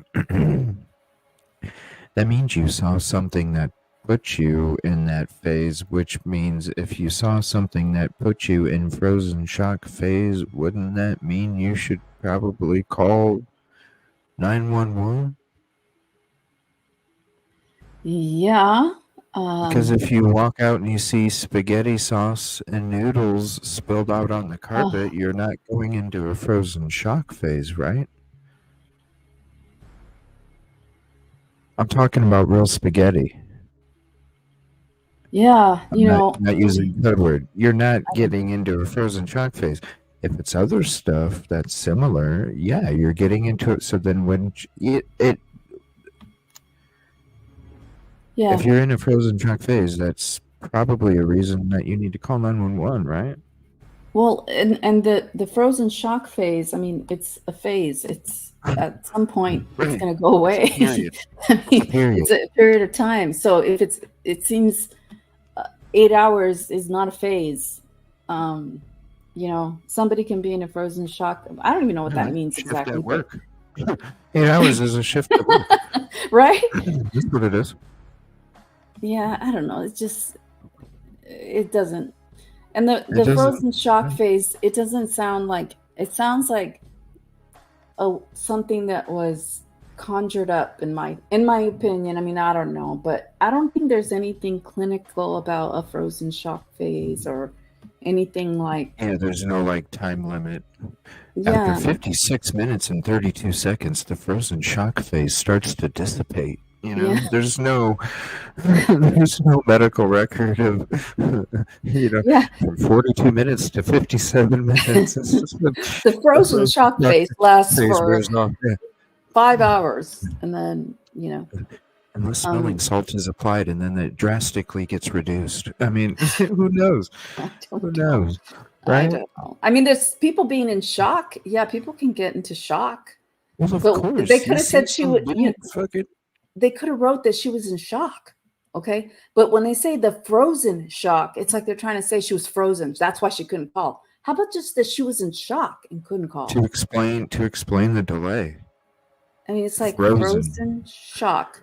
Does that mean she was Frozen. frozen to You death? have to And be thawed I mean, out. she was freezing. It has to be thawed. Yeah, it takes time to thaw. You know, you can't listen. You can't take corn out of the freezer and expect to throw it in the pot and and boil. You gotta let it thaw a little bit. Just like pork chops or anything. You can't just take it out of the freezer and start cooking it. You gotta thaw it a little bit. So it's the same thing. Like the frozen is it adds a category for there to be time extended on, so that Yeah. way because they have to have the same excuse too. I mean, there was a vandal. You have 911 being called, but yet the other officers ain't showing up until 4 or 5.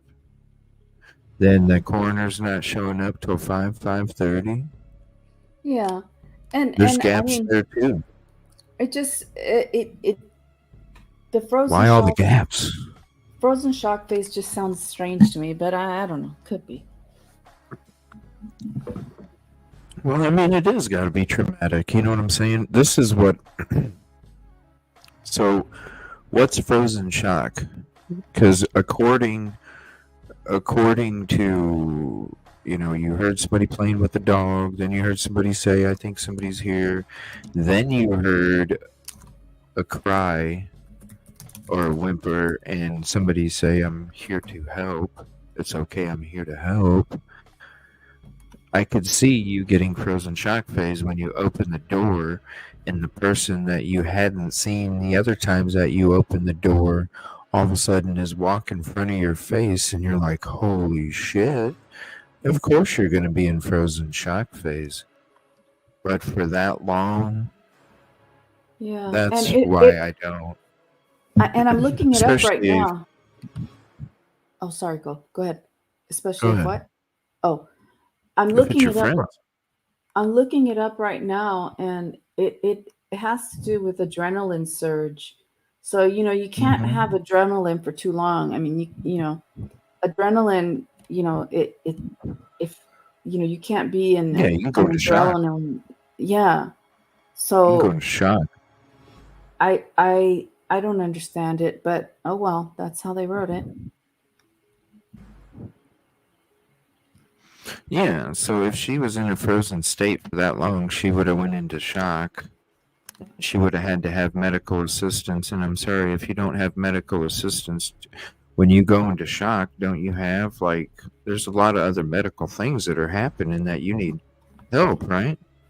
When Yeah. you're in shock, you could literally die. Well, yeah.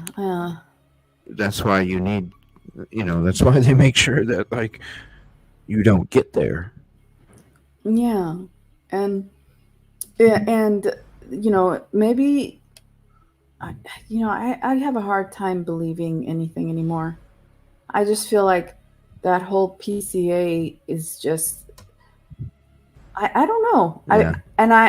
I just It's just a it's bunch just very bothersome. It's the Christmas stocking with a bunch of crumpled up paper.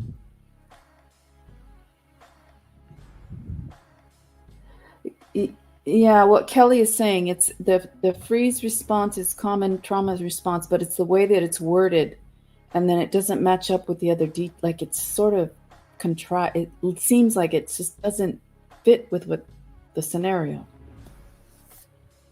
I don't know.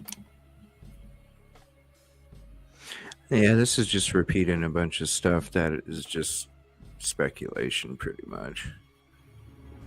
So we'll be done with that.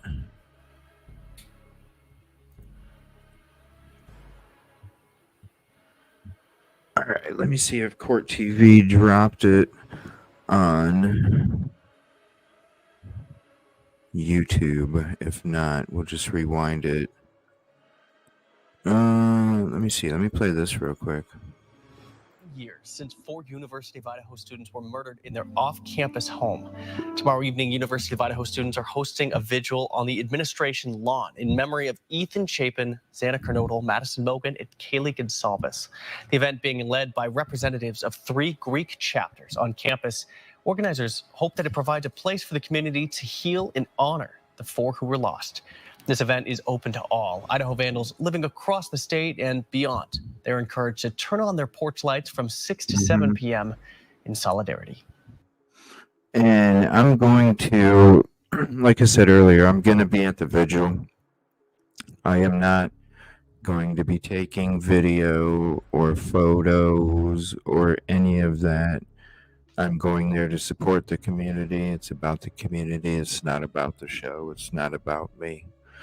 But before I do that, though, I am going to take you guys around so you guys can see the community's porch lights and things like that. I'm going to drive you around in the community so you can see all the lights that are lit up for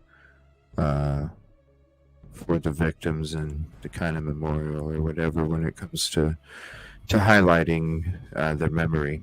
So I'm not going to be, I don't want people to think I'm going to be like going live. I'm not doing that. That's not what I'm about. It's not about, I'm there to support the community and it's about these victims. So, but before, yes.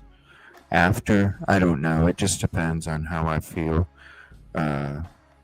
Being around here the last couple days, well, even before that, but just the last couple days, yesterday and today, you definitely feel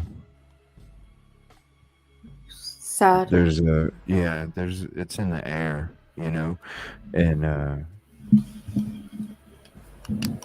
so it's, I just want to totally like respect all that. So, yeah. Do you know if the fraternity, Ethan's fraternity is doing anything special for him?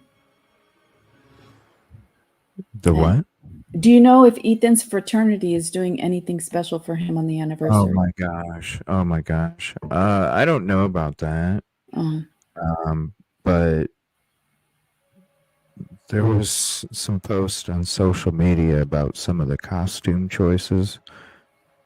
And Ethan's brother was at that party because he's part of the frat. And some of the costume choices, I was like, wow.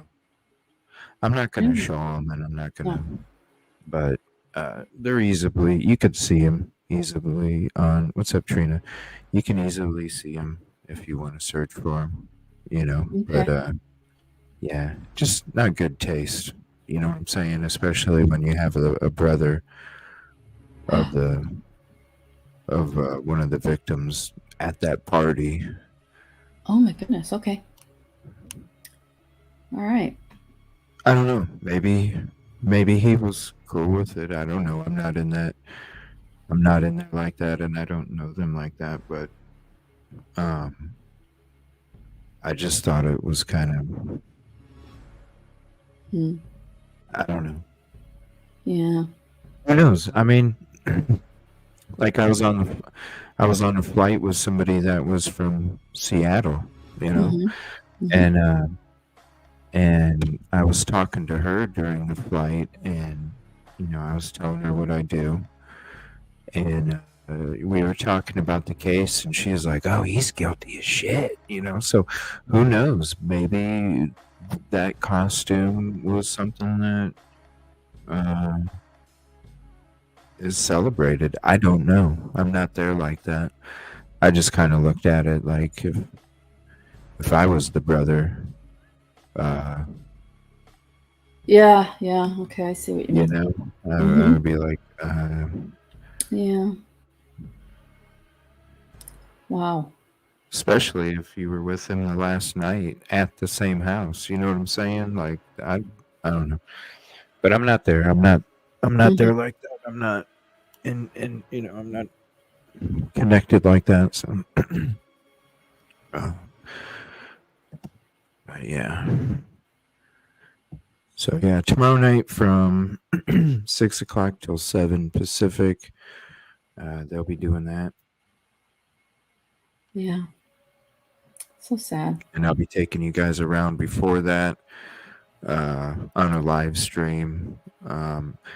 Not only getting the footage, because all my footage on my Sony is also recording next to the mobile that I use. So the Sony's not live. It's totally clear, crisp, nothing but beautiful. So what I don't and I'm not able to display, we'll have it on my Sony. And then once I get back home, I'll actually have a good enough internet connection where I can upload some of the videos. That way you guys can actually see them and with the clarity that it has, that I get to see them with, but just because of the crappy Pullman internet. Yeah. It's all choppy. Yeah. Let me try one real quick. I want to see if it actually works, because I wanted to take you guys through the streets again anyway when it came to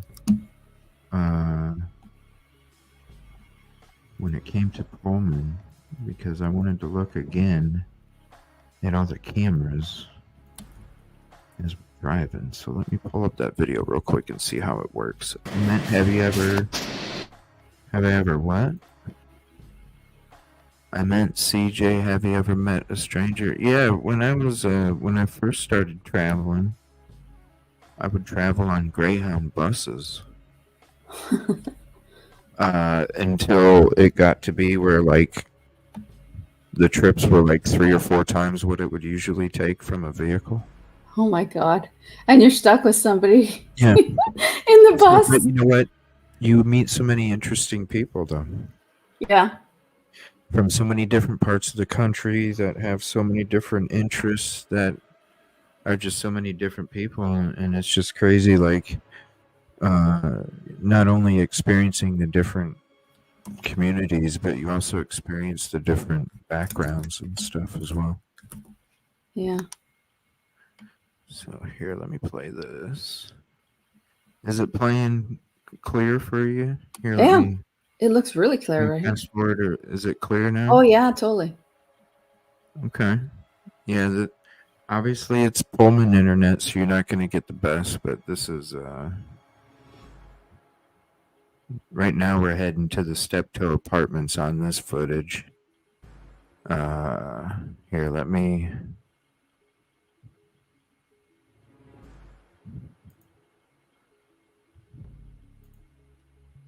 get rid of this.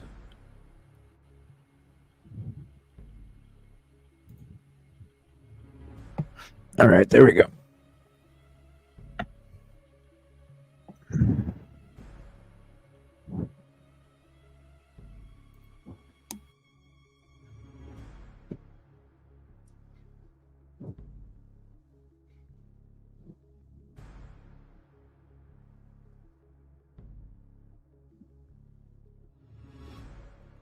There we go. A little on location, little animation up there at the top, just to show everybody we're on location.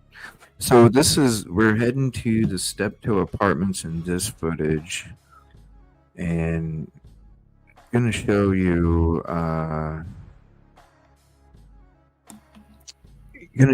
Like. Good. It looks good. Yeah. Oh, thank you, Dre, for the super sticker. Hold on 1 second. It looks like a shredder with a trophy. Thank you. I appreciate that. Teenage Mutant Ninja Turtles. Thank you so much, Dre. And I am the only source of income, so all that does fully fund everything that we are doing and offering to you. I get to be able to show you this, and we got plenty more coming up tomorrow. If you're a member, you got to go with us to Coeur d'Alene. Very beautiful. Very beautiful. And I might take you back there again before I go. It's a little bit of a drive, though. It's about an hour and 20 minutes or somewhere around that.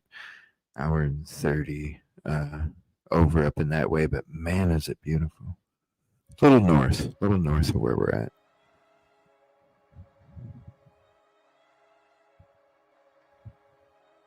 Stopped at that mobile gas station the other day.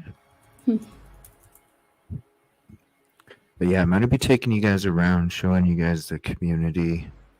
I might even go live afterwards and take you guys around some more just to show you, because I think it's going to be really neat going through the different neighborhoods and seeing all the lights lit up, just to kind of highlight the community and their support. I definitely, but yeah, I'm not going to be live during the vigil. I'm not even taking photos or nothing like that. It's not. I'm going to be there to support. There's the Jack in the Box woman right there. Wow. Jack in the Box. And the Step 2 apartments aren't too much farther back. Was he a DoorDash driver?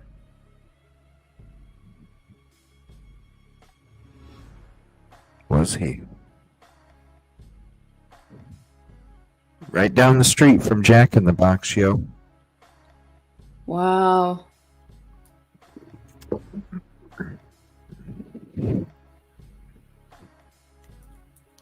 Wow.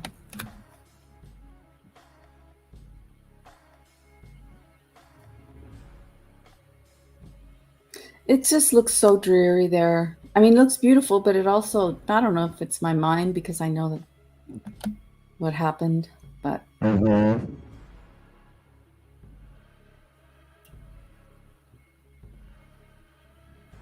Well, I'm glad it's showing clear tonight for you guys. Yeah. I was bummed out the other night. I was like, damn, I got all this nice footage with my Sony and No, it's beautiful. I mean, it's totally clear clear. as shit for me. Once I get back home and I'm at the studio and I have my internet connection back, you'll see the clarity and what it's meant to be shown. I know it's because they're going to be their own videos. It's not going to be part of the live. I'll have my own videos, and I'll even have like this thing kind of chilling around on it, just to,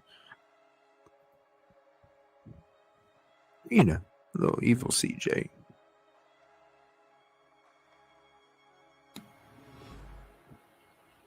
A little bit of this.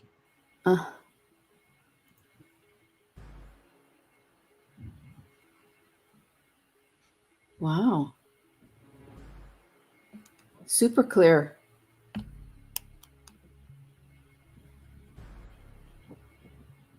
Are those the apartments? Yes. Yep. These are the apartments. And I come around and I go back the other way too. Now this is just, I did some drive-through tours. But Tuesday is when I'm actually going to be out walking around. Monday I'm going to be doing more drive tours. A lot more drive tours. And then Tuesday I'm going to be actually getting out and going around. And then after this I go by different areas, but basically go through downtown Washington State University campus.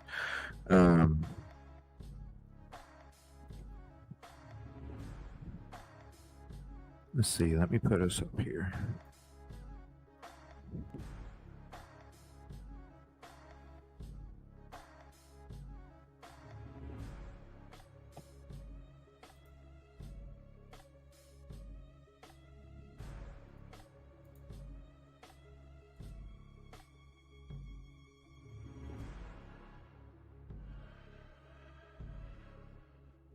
In Coeur d'Alene, though, it was so beautiful. The mountains and the water.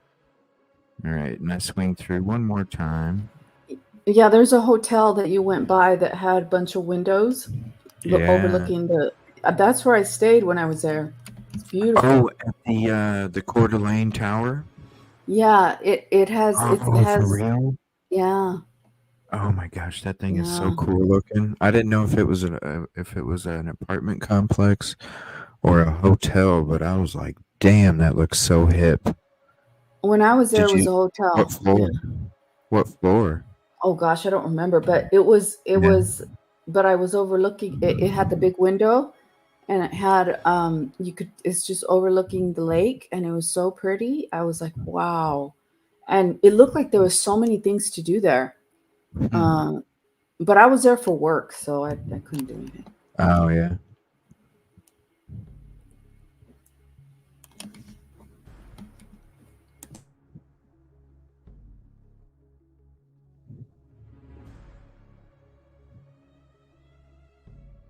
Pizza sounds good. Oh my gosh, pizza sounds so good. Yeah. Yeah, my allergies, God.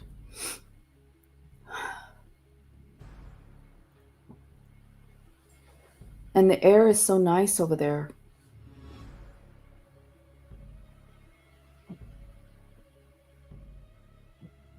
So now I'm heading towards Washington State University, where he's supposedly.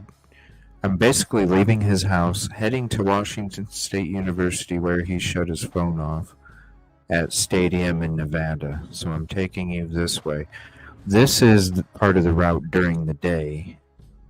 And when I get back home to the studio, because I'm not doing that live, I got some of it done already. It's in 2 parts, and I'll explain why when it's done. And then when I get back home to the studio, I will be showing it as a members only first, and then after the members only, I'll be releasing it after that. But I'm going to leave it up on members only for a week or so, just so all the members have an extra gift just for their support, because it's because of their support that allows me to go on these trips and show this stuff. So.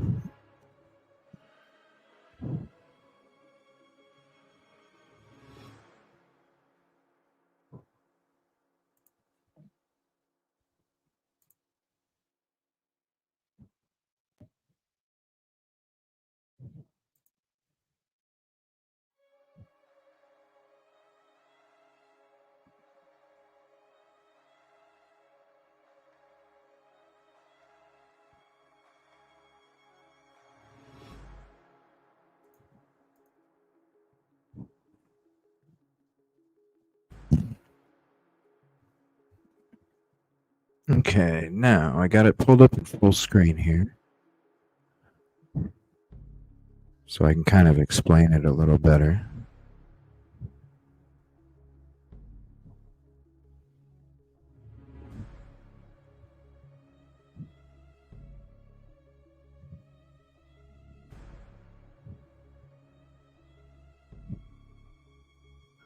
All right, now we're starting to get into the campus area.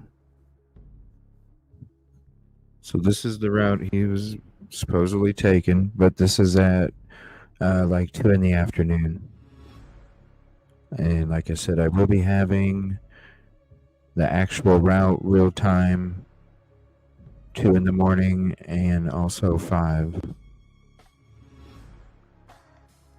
Then I have to put it together in an edit, and then it's going to be for members only for a week first. But that'll be done after I end up leaving. I'll probably do most of the editing on the plane. Get all that done on the plane. And then when I get home, I can just drop it.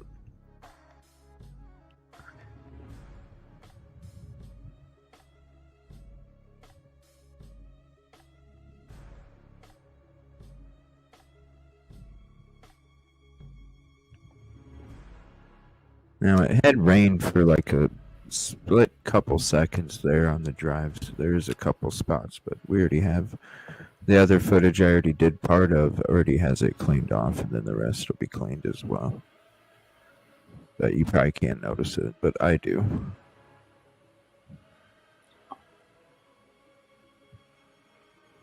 Did I see the MPD office on the drive? No, I did not go by there on that route. No. Yeah.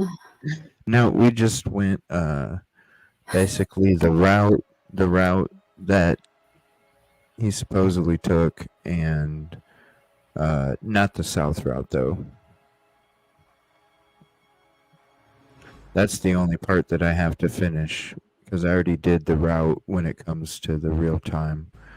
I already did that this morning, and then I got to finish up the other part where I do the real time leaving the crime scene at 4 and 5, because I wasn't, after I did the two, the two fucking 48 and shit, I wasn't sticking around for another hour and a half, 2 hours just to do Yeah. to then drive another hour south back up to, it was like, no, I'll wake up another morning. And I'll go out there at 4 in the morning, and then I'll record the other half. That's how it's happening. So that's why I have to edit it and put it together. But you're really gonna see what it looked like, same time period. The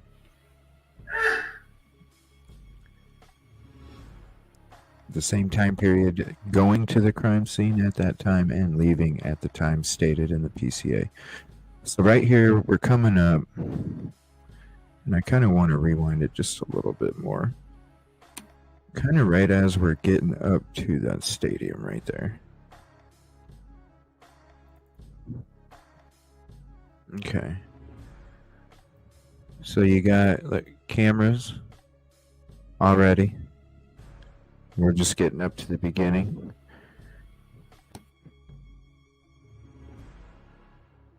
Right, I'm looking for cameras. See light poles, light poles, light poles.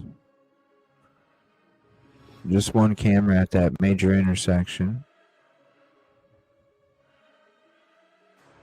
Let's see here.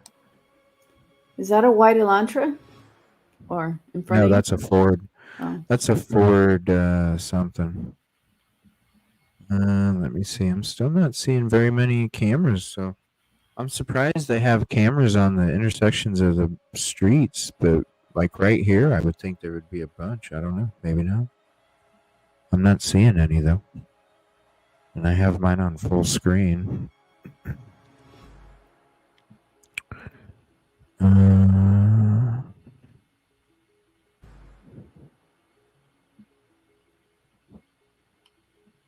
Wow, this is super clear. Is it? Yeah, just wait until I upload the actual video without it being streamed. It's going to be real clear. I love my Sony. All right, so here is, especially, I can't wait to show you guys all the photography that I've been getting on this trip.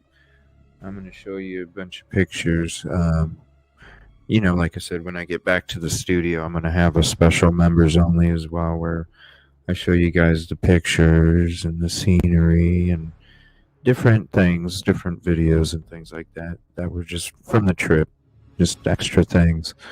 But here you can see, there's cameras sticking way up, way up.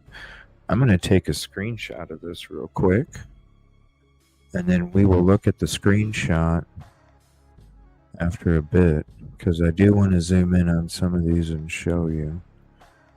So let me...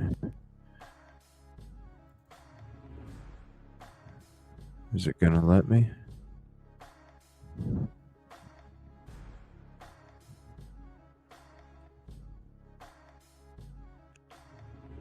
Oh, I got plenty of more footage too, everybody.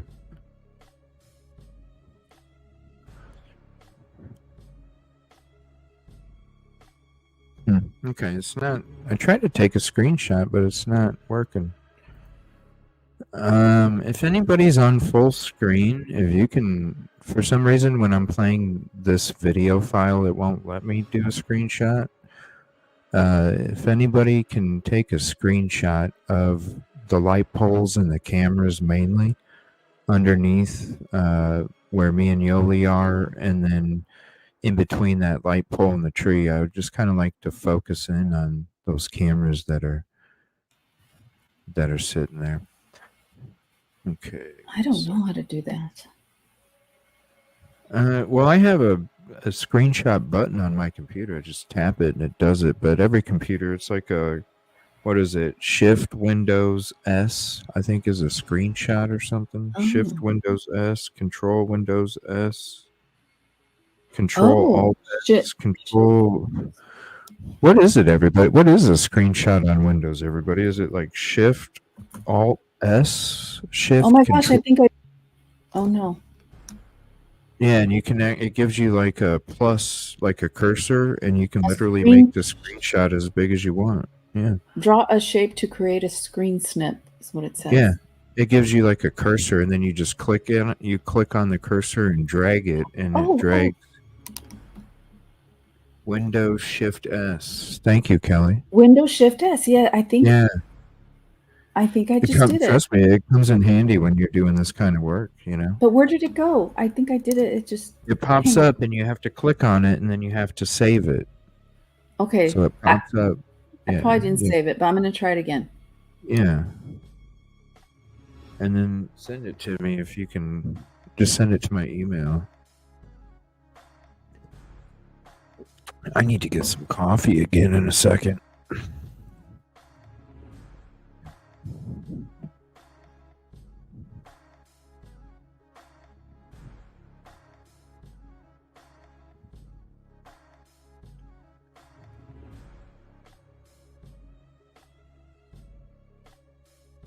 Well, shoot. Sorry, I have Lenovo. No, it should be. It's the Windows thing. So Lenovo probably has Windows, I think.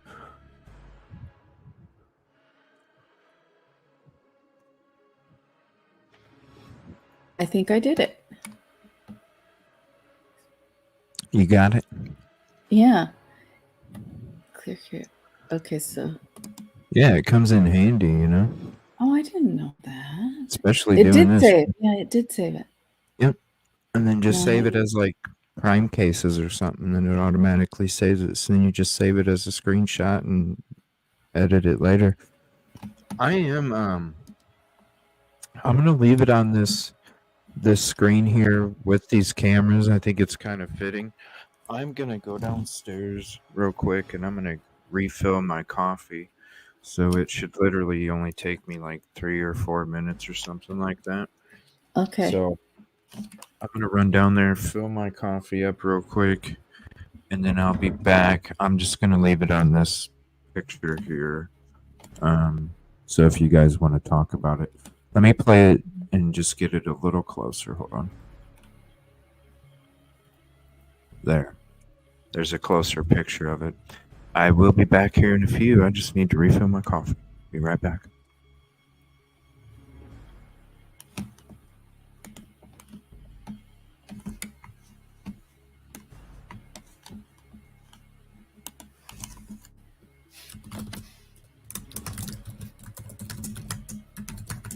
So I figured out how to do it, and now I just need to send it to CJ, but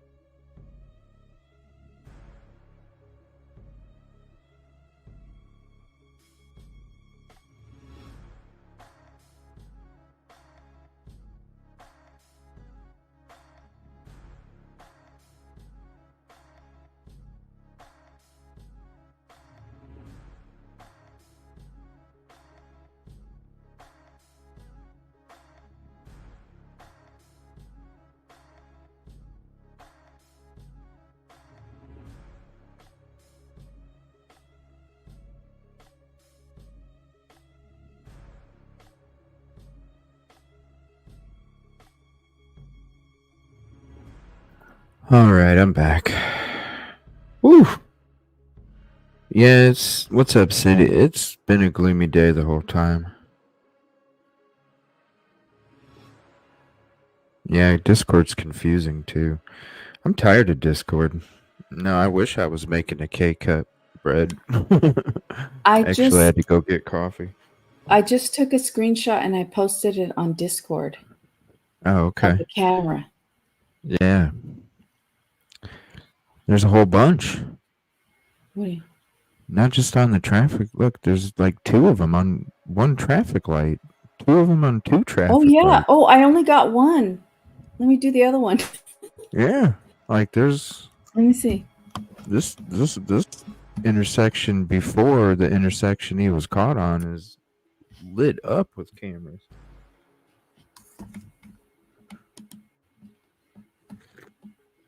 Oh, yum.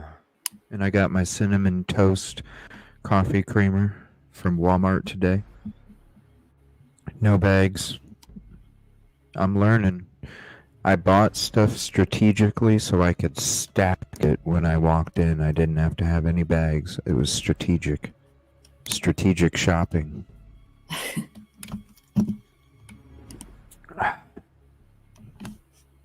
Yes. I just took a screenshot of the other one. Yes. Cinnamon toast coffee creamer is the best. It's like drinking the milk after Cinnamon Toast Crunch. It's like drinking the milk and having coffee mixed with it. It's so good. Oh, it's so good. It's so good. I ran across, yes, I graduated, Nina. I ran across the flavor on one of my trips a couple months ago, and I was like, damn, I bet that sounds good. I was like, maybe it'd be too sweet. But I'm telling you, when I tried it, I was like, yep, no other way. No other way. Buy a bag? I probably should. Okay, I posted the other one too. All right, so you're good on... Let me see There's what this 2, other... right? Yeah, we There's got one to the left, here. one to the right, One to middle. the right, yeah. Uh-huh. All right, so let me see about this next one here. We're going to... Oh, this is fun. We got more coming up tomorrow. Some members only, some everybody. Okay.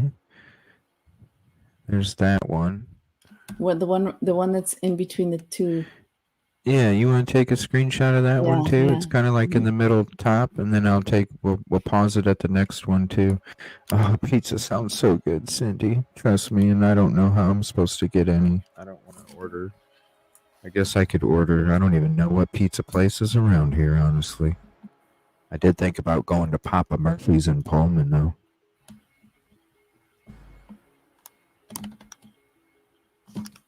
Okay. I do need to go to Papa Murphy's in Pullman. And I'll be doing some reviews. I'm going to get some coffee tomorrow. I'll be doing a coffee review, a lunch review.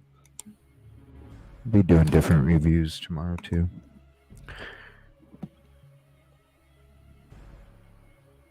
Okay. I'm going to post that one. Okay. Thank you for doing that. I feel useful now. I'm sorry, Deborah. You know what I always used to do? I used to just eat pieces of cardboard and pretend. No, I'm just playing. I'm just playing. You know, just pieces of paper. Like, this tastes like bacon. No. Right? Papa Murphy's. Dutch Brothers. Yes, there's Dutch Brothers all over the place. We're here for a few more days. But we got a lot of work on Tuesday. But tomorrow I'm just going to be doing a lot of drive tours, reviews, things like that. Oh, there's cameras there. Oh, did we see these already? Yeah, there's more. Hold on. Let me rewind it just a skosh. So that one right there didn't really have any on it. So that's interesting. Okay. Now we're going under this bridge. Oh, there. Oh, wait. That is the one. Did we already took? Yeah, that we took already. Yep. I rewound it too far. When you're showing it on this video thing, it's kind of...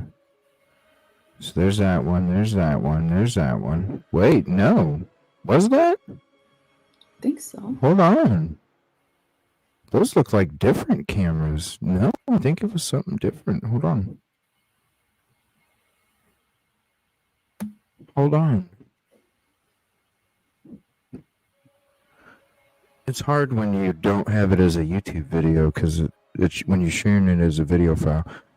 Okay, no, that was a different stoplight, Yoli. Okay, this is the one we took pictures of. This is the This one we one took right pictures here. of, okay. Right, because then we took another photo of this one up on the right. Then we looked here. This one, there is none. So this is Wilson Street. Okay. Now, as we're going under, now we got more. There. Hold on, I'm going to see how close I get. Right there. I'll pause it right there.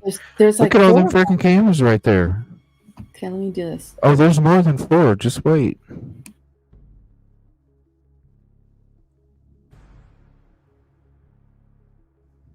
There's more than 4. Wait, you'll see little ones on the light poles too.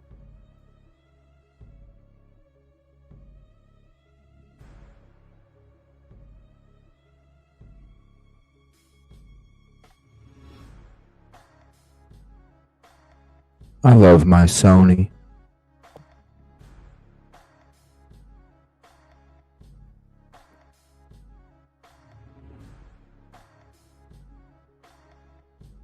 And it's beautiful. I can just plug it in and it just, boom. It's already there. Just share it. So I took a If picture. anybody is looking, yeah, go ahead. Sorry. I took a screenshot of everything. Okay, now I'm going to zoom in a little bit more. If anybody's looking for a great freaking camera, you know, that's worth the money, the Sony Z as in zebra, V as in Victor -1. I'm telling you, the ease of the ease of use, the just you don't even have to be like a professional, but you get professional shit. I'm telling you, right? It's a little expensive, but I'm telling you right now, it is worth every freaking penny. Every freaking penny. Look up the reviews, everybody. You'll see what I mean. All right, so I'm gonna bring it in a little bit more. Now watch.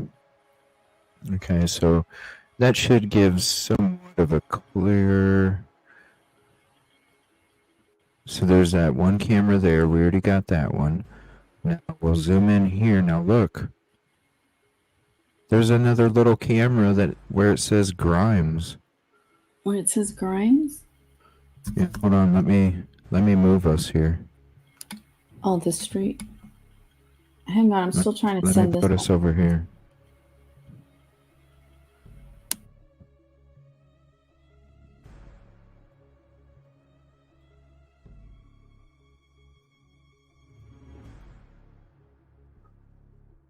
Right where it says Grimes, there's another one. I can zoom it in a little more now. Oh, it went by fast.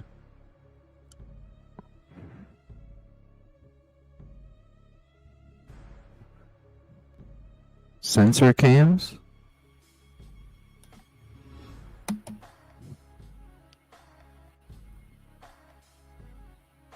Which one's the one sticking way out in the poles?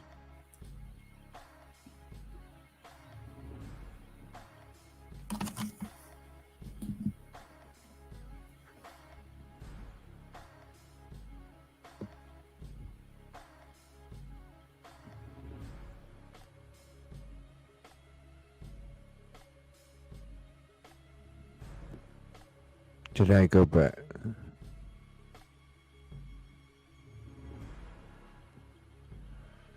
Oh no, I gotta rewind. My bad. So this is going.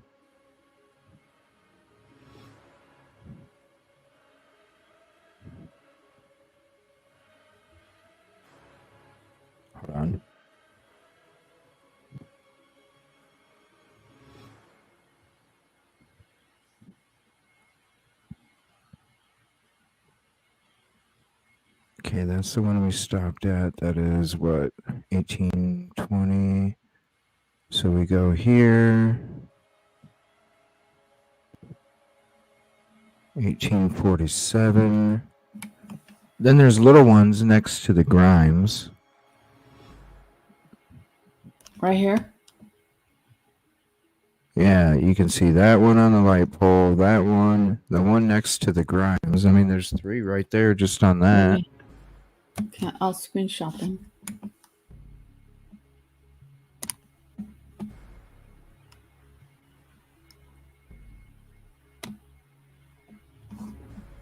Okay.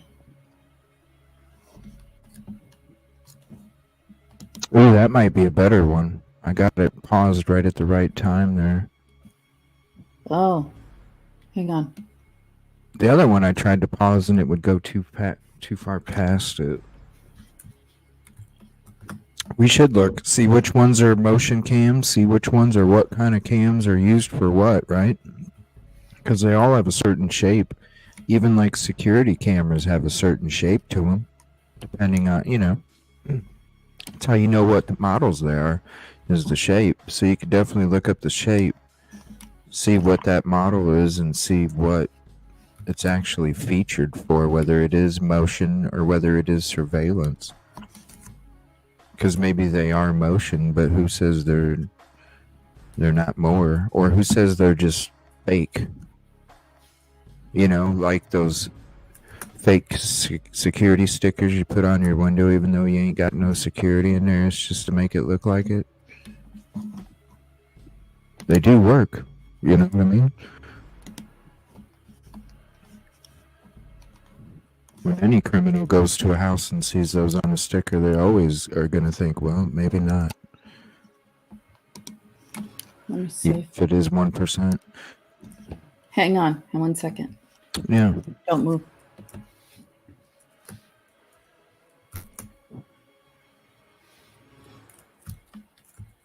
There it goes. Okay.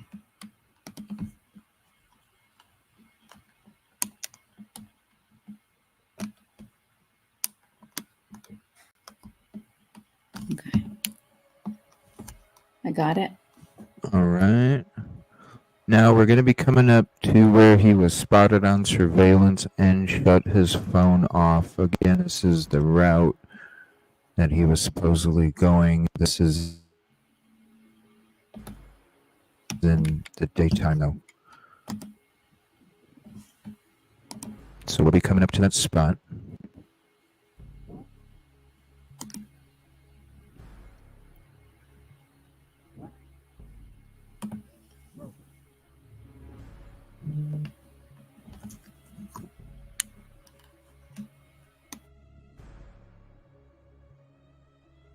Not much again for surveillance.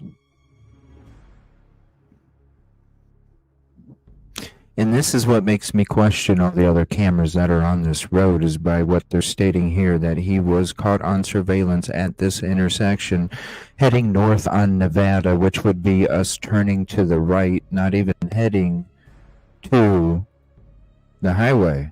So this is the intersection. Let me back this up just a skosh. 1959. Let me go to 45. Hit play.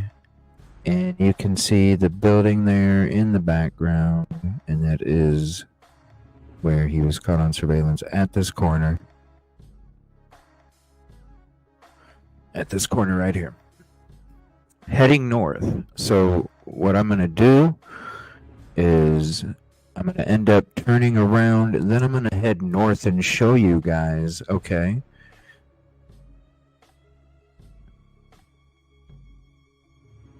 This is where he would have went if he was heading north on Nevada. So now we're heading to the intersection of Stadium and Highway 8. Or, not Highway 8. 20, oh my God, what is it? 207? Brain fart. 270? Yeah, 270. So right now I'm going to be driving by where Kopaka stayed. after I leave Kopaka's residence, then I come back up around, go north on Nevada Street to show you guys how he would have. It just did. When I go north on Nevada, you'll see what I mean. It just, if this is how you're leaving to commit the crime, why are you even going up there? And you'll see what I mean.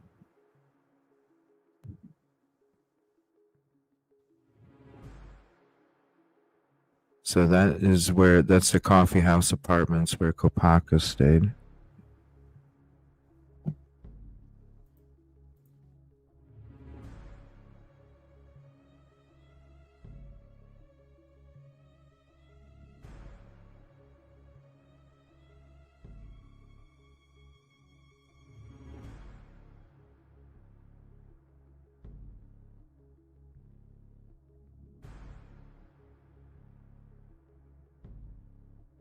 And look at that incline too. Yeah. It's such a steep incline. And it goes all the way back up to the road.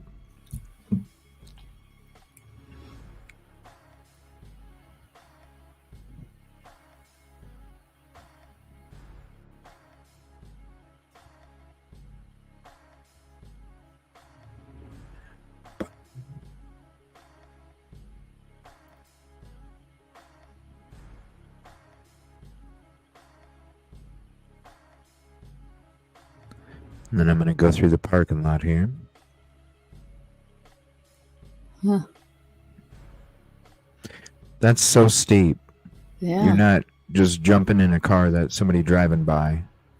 So to say, no, that's not happening. I mean, I guess you could. Anything's possible, but...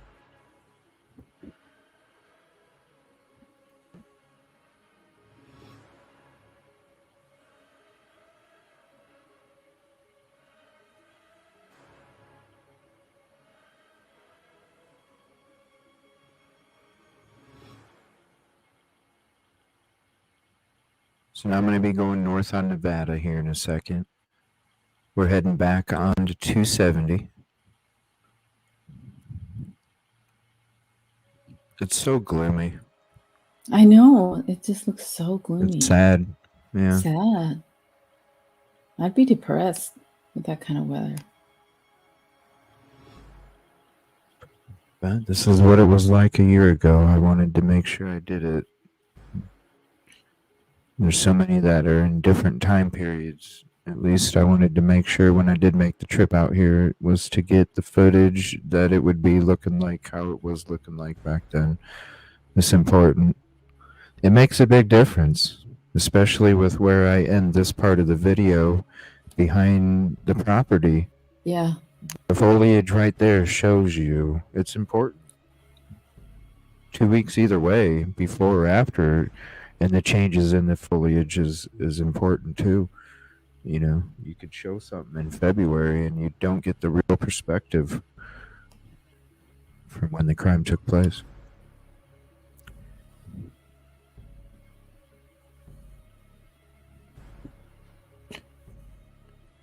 Yeah, right here I turn around, I'm like, oh yeah, shoot. But when I do make, this isn't going to be the final edit. I might use some of this footage actually because I think I should show it during the day and at night. The two versions, the real time of what it would look like during the crime, of when the crime was taking place according to the PCA, but also a daytime version as well, so people can actually see what it looked like during the day and then at night. I think I should do that. Put both of them together in the same edit. Show the night one, then show the day one, so then you can actually see what it looks like during the daytime as well.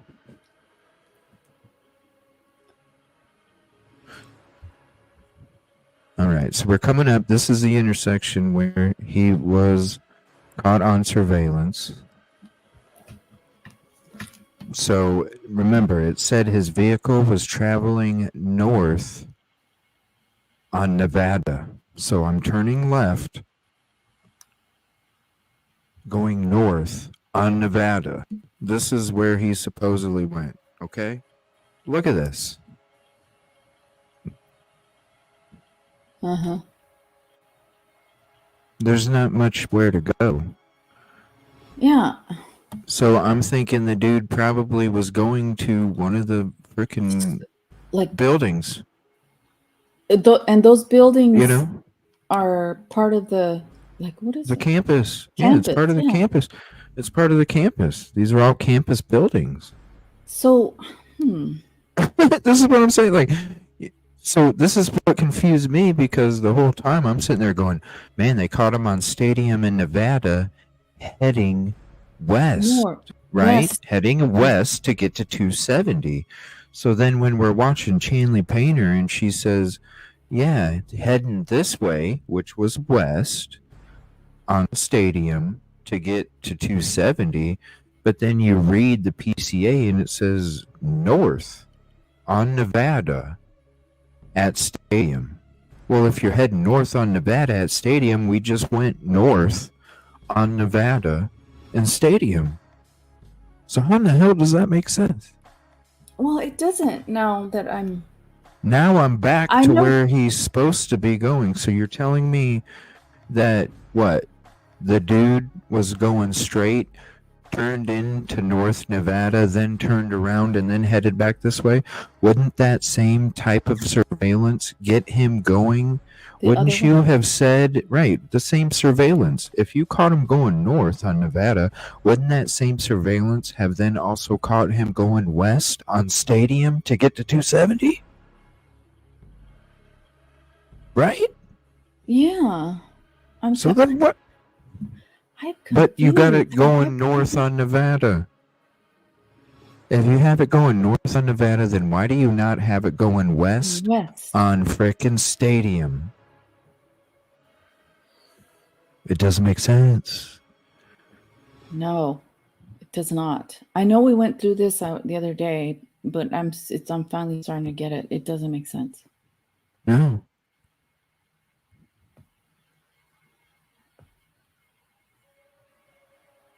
Interesting. Boy, it's going to be interesting, this trial, if it ever goes to trial.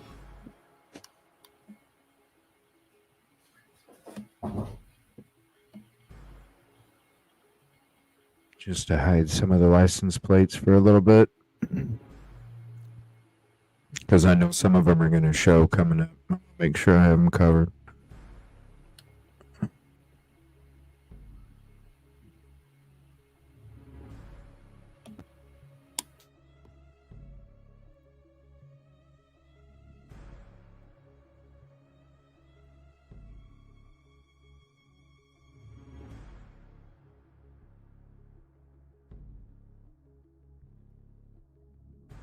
More cameras. But we'll have to see. We'll have to see if those are motion or surveillance or what.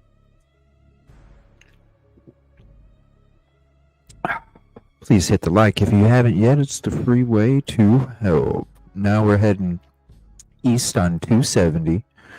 This is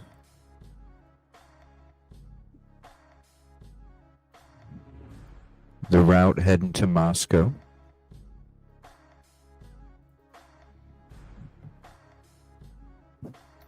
That does a pretty good job. Look, I mean, it's a lot hillier than I ever... It's so beautiful, though. It's so beautiful. Exactly, Miley. When you have all of this surveillance, right? You know exactly where this... I mean, hell, I'm going to be showing you guys my edit when I get back home. Like, you have the whole route mapped out.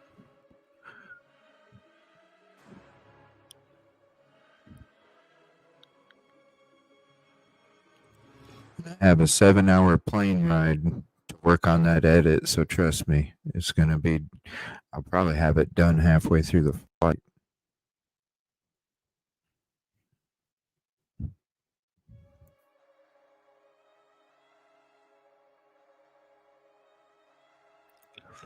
There's another camera. The small ones have to be the surveillance. The tall ones with the poles have to be the motion, I'm assuming.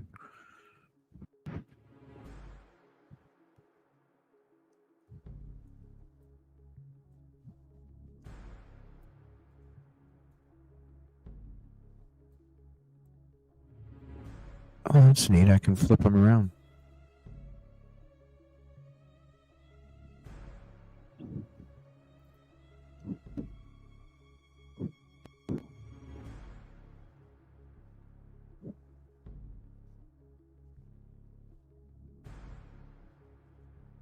So gloomy.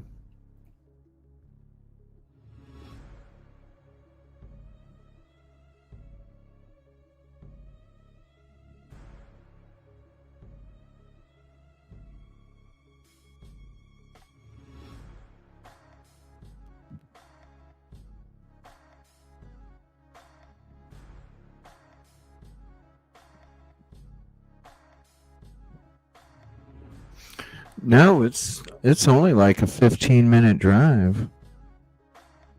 It's only like a 15-minute drive. What's up, Unravel?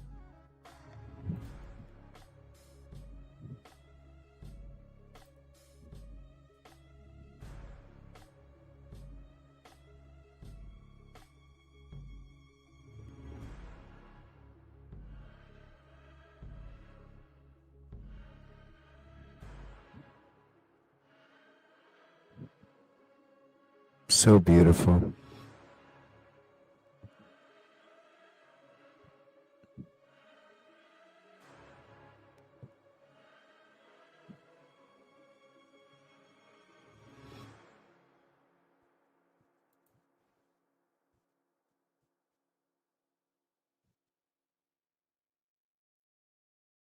I mean, geez, look at the hills. Everywhere you look around here, there's just mountains everywhere. It's so gorgeous.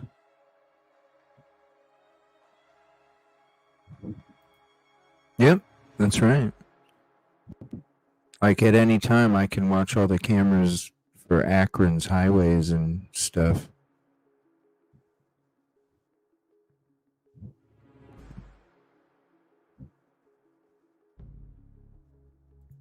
Thank you, Cherry. I appreciate that.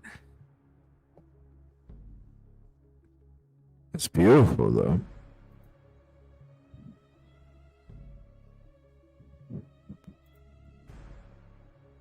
Little part where it's bugging out just because of the exposure.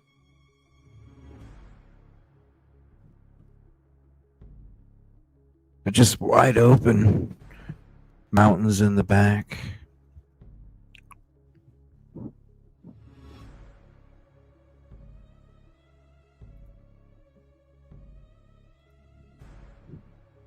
All right, now coming into Moscow.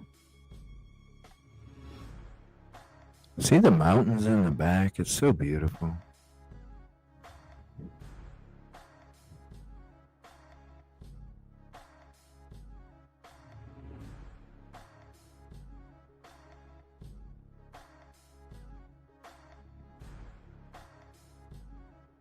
That's right, Katrina. Especially when there's only a couple. I was pinging off the tower. You're pinging off the tower before you even get into my... I'm pinging off the tower right now, yo.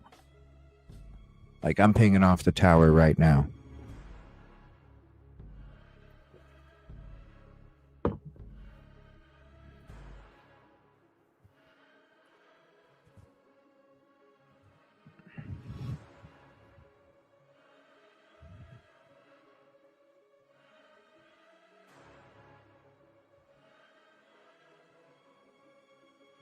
Oh, I'm sorry to hear that, Cindy. Prayers. Yeah, we're going to rewatch that Court TV thing here coming up here shortly. I'm just going to end it as we're kind of going around Sigma Kind, things like that, just to show you guys again since it's working good tonight. You didn't get a good view of it last time. And then I will be going back into some of that Court TV stuff. No, thank you. I appreciate you guys. Look, more of those cameras. Those got to be motion is what I'm thinking. The ones that have them really tall poles where they're holding up those cameras there.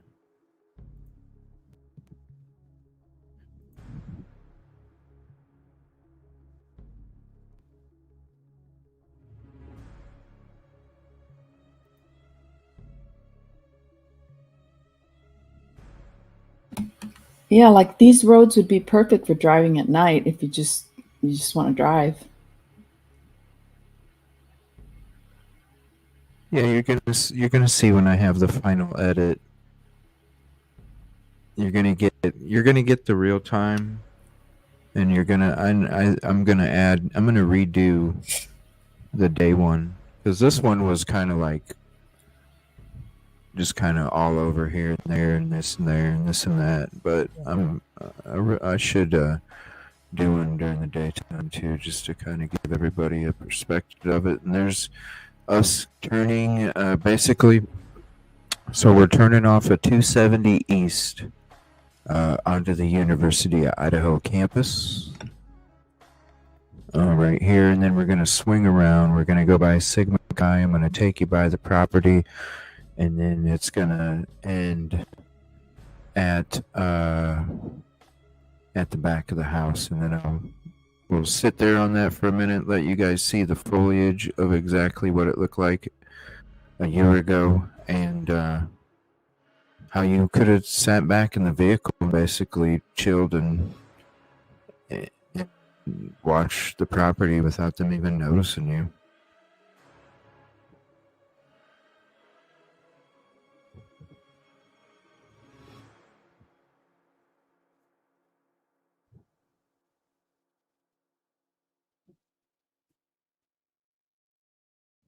So this is the University of Idaho here.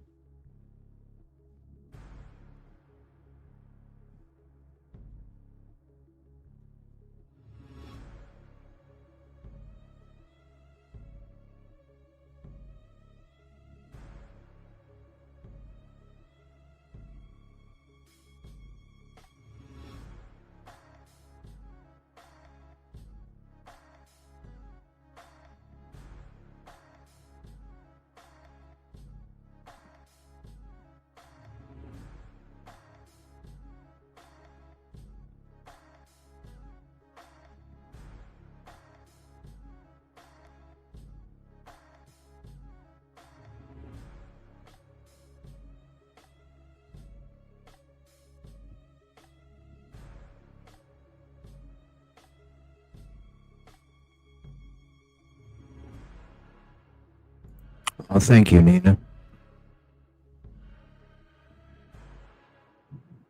Thank you, Kelly. Appreciate that. Yeah, please hit the like if you haven't yet. It's the free way to help. Another Vandal water towel.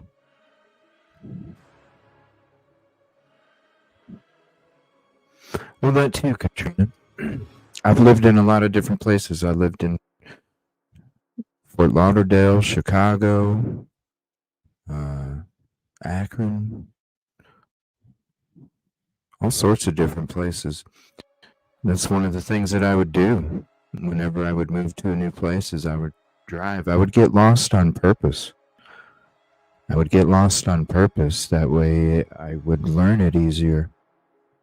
It was a way for me to learn quicker is to get lost on purpose. So I would just go for a drive out to nowhere and try and figure out a way to get back. And that's how I would learn the street so quick. So right there, we're in front of the Sigma Chi property right there. Yeah, I see the EX to the right. Mm-hmm.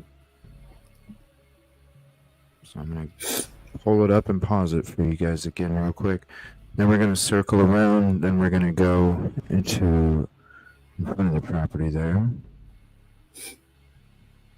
So again, this is Sigma Chi's address of their front door there. So right there off to the right. Damn, that picture's clear on pause. I love the Sony. Look at the mountain in the background, too. Yep. Damn, that's a picture. Let me get rid of us for a second. That is a picture.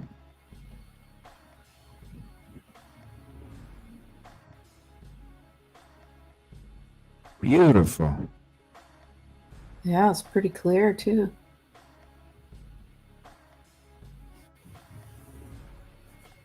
Damn. All right, let me get back to this. Oops. There we go. You're not perfect, but I'm impressed. Wow, look And at this that. the Sony's supposed to, one of the awesome features about it is a slow motion capture where like any video I take and the slow motion play is like one of the, I gotta learn it. I'm trust me, I'm trying. I even spent an hour and a half today before the show trying to learn more about it because there's so much to it. All right, so now this is Blaker. We're going to be turning onto Taylor, driving by Linda Lane, and then turning left on King Road. So this is Blaker.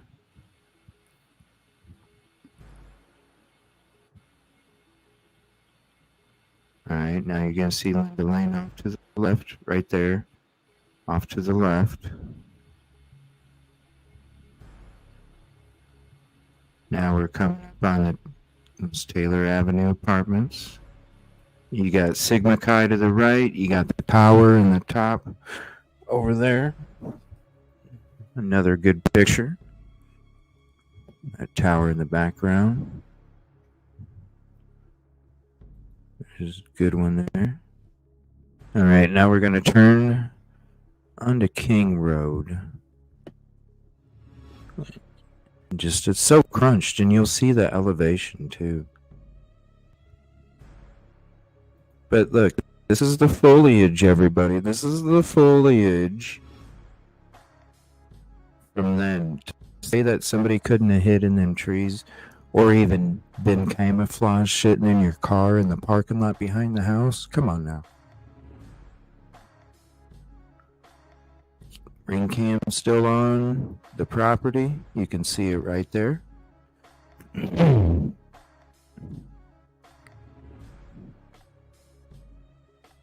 cameras on the left of 712.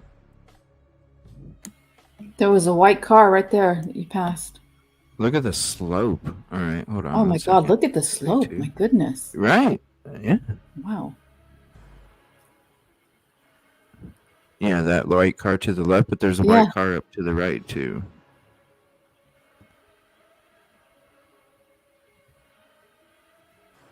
Let's see. I get it either way, the front or the back. Wow. So I passed it there. Yeah, it's just the slope just keeps going and going. All right, now I'm going to show, let me see here. Here's this. Jeez. All right, so this right there. Mm-hmm. And that's where we end up. Is that right there? Now I'm going to play this to say that you couldn't be camouflaged sitting in your vehicle. Now that it's actually showing a clear picture to everybody. Look at that. To say that you couldn't have been sitting in the car. How was somebody at 2, 3 in the morning, pitch black, there is no light pole shining down on somebody's face sitting in their car in this parking lot, in this spot? How was somebody in that house supposed to see somebody sitting in a car with the view that I'm giving you? You can literally see everything they're doing, but they can't see you.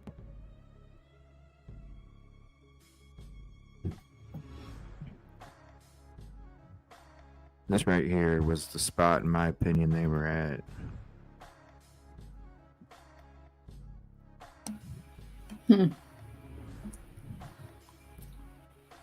It's also a place. Look at the balcony. It looks so like you could just jump Yeah. there.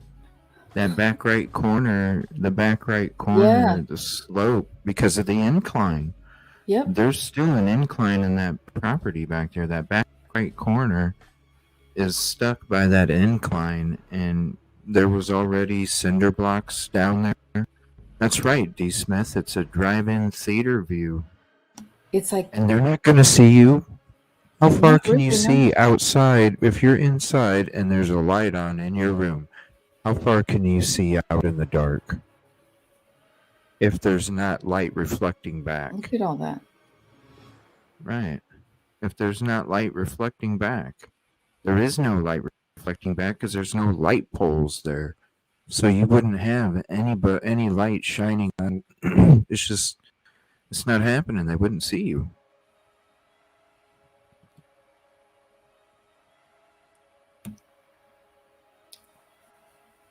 Damn, the clarity of this camera.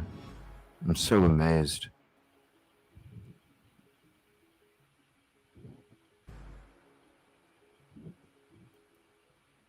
What is that? What? That white car. So what is that? I can't. I want to tell. Oh, Let me see. it looks like it has a little. Is it a Tesla? I don't know. I think it. There's so many I wild can't cars. go too much. Let me see. No, it's not a Tesla.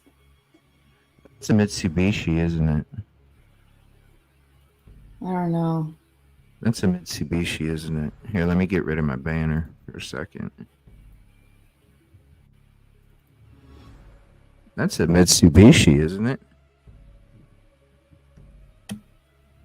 I don't know. I don't know cars very well. What is that, everybody? Take a picture of that.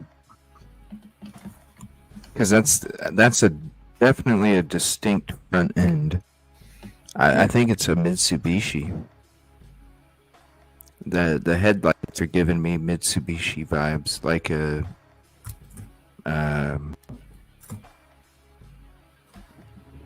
Pontiac. They don't make Pontiacs no more. I wish they did. I love Pontiacs. That's true. They do all look the same anymore.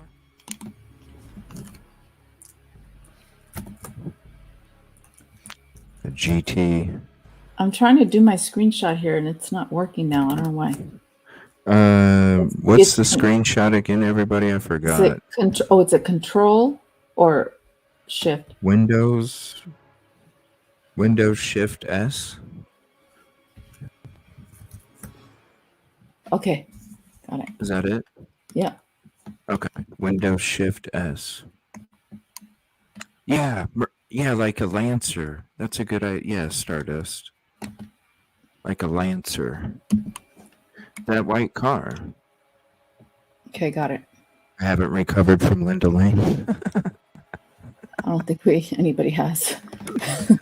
We got Linda Lane coming up in about a month and a half, everybody. That's about when we're going to be hitting Linda Lane shit, just for a little skosh, because that's when we're going to be done with the body cam. Is about a month and a half. I'm just anticipating. I drive an Eclipse Spider. Ooh, that sounds flashy. Sounds awesome. I like the name of that. The Eclipse Spider. I need one. Just because it sounds cool. The Eclipse Spider.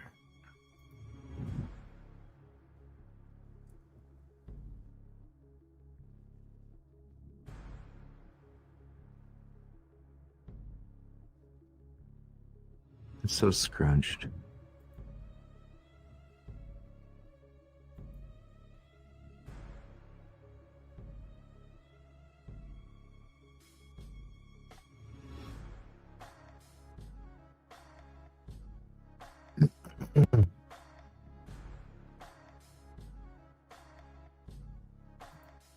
right, we'll just leave it there. I posted the car on Discord. The picture of the car. We'll just end the footage there for now. So let me see. I'm gonna go back to this on it, and we'll just leave it there. I'm gonna see if there's any breaking out real quick, and then excuse me. Then we'll go to the Court TV thing again, and kind of discuss it. Let me see here. What do we got? Anything breaking?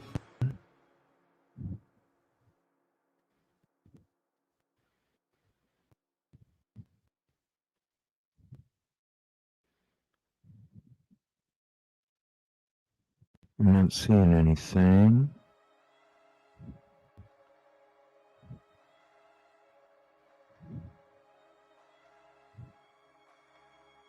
Whoa, I seen that truck around. What the Wait, where was this at? Is this here? Because I saw this truck earlier. No way, dude. And the 4 holes on the side of it, too. Oh. Wait. What's going on? Oh my fucking god. Oh my god, dude. I saw this truck driving today. Hold on. No fucking way. This was when I was in Coeur d'Alene. Uh-uh. No fucking way. Hold on. Yeah, because I saw this truck and I was like, that's a weird looking truck. It's got like some vine shit on the back. I was like, that's weird. Paint red in the middle. It was some dude and some chick. Holy shit.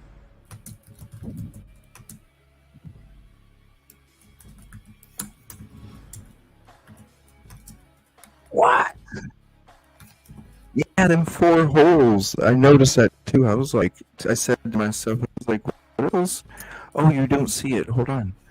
I was like, those 4 holes. I was like, what the hell are those 4 holes for the truck? Yeah. Oh my god. No way, tonight, dude. the search for a stolen beer. Yeah, because I had to go through Spokane to go to Coeur d'Alene. Truck is now over.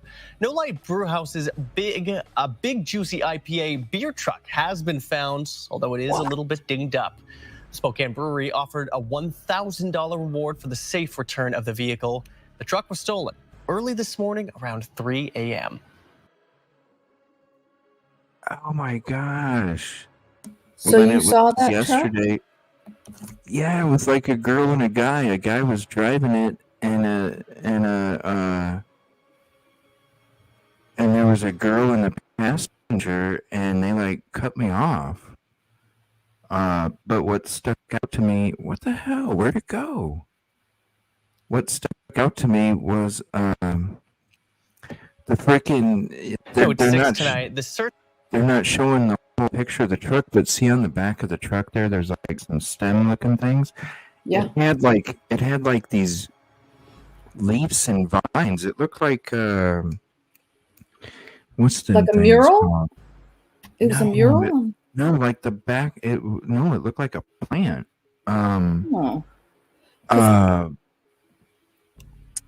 Like a bush. It had like the back, like it was painted like leaves and vines, like hosta or something, like hostas.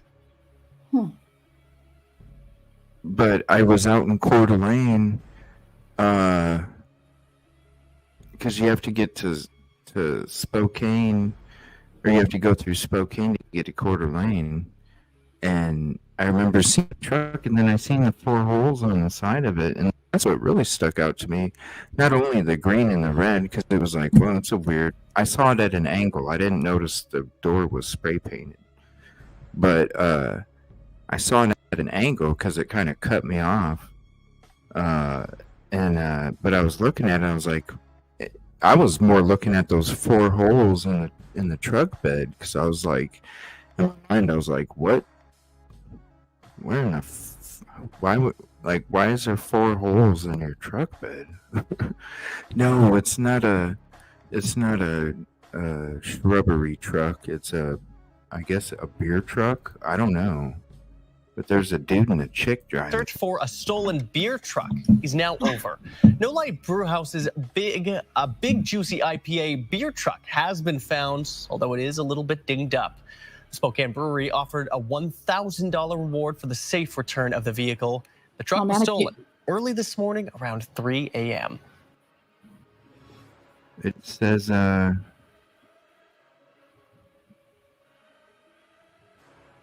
doesn't say.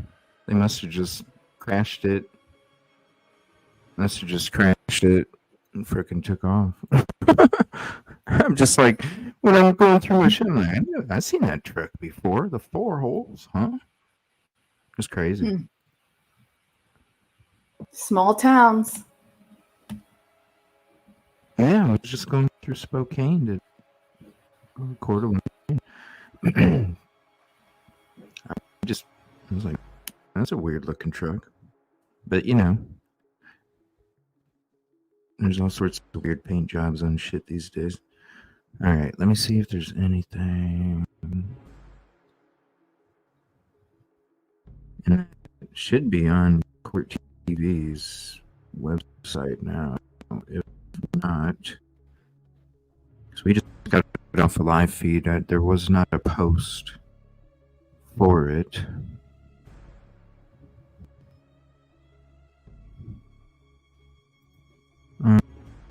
Let me see here. Yeah, I'm not seeing anything. All right, let me go to Court TV.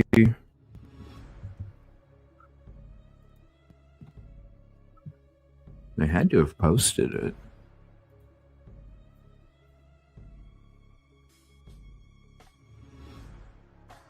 What?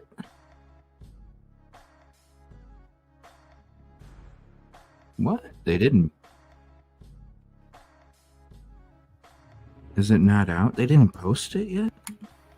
Whoa, that's crazy. They didn't put it on YouTube yet. All right. Let me see if I can.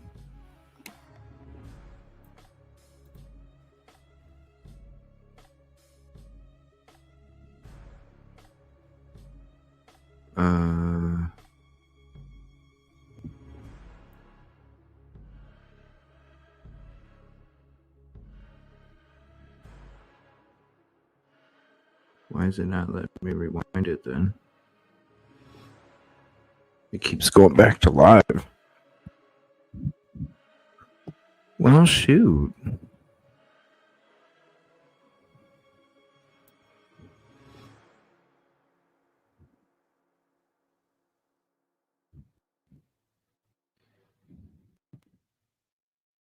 Hold on, I'm trying to mess with it to see what the hell.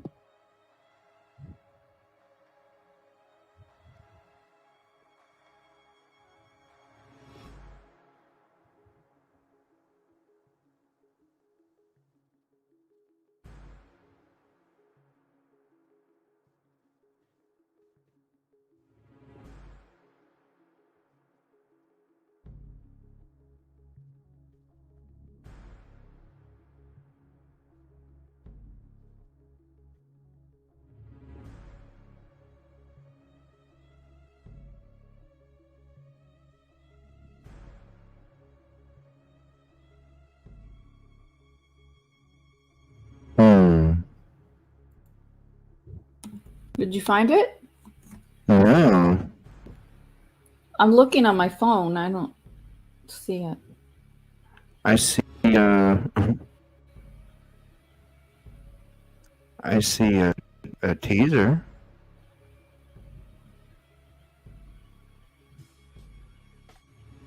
Yeah, I see teasers. I don't see.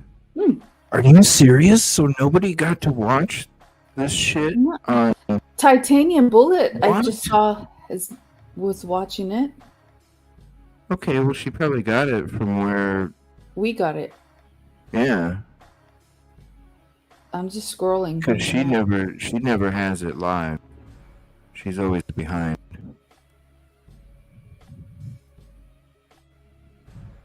And honestly, most of the time she doesn't even have it. Hmm.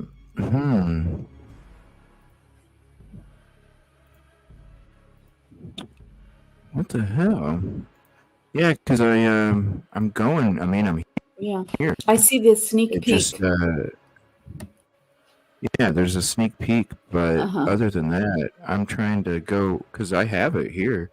If it would let me go back to 13 minutes, then we could do it, but it won't let me. Oh my god! See, watch. You can see it goes to BK, but it's not let. It keeps going to freaking live when it should let me.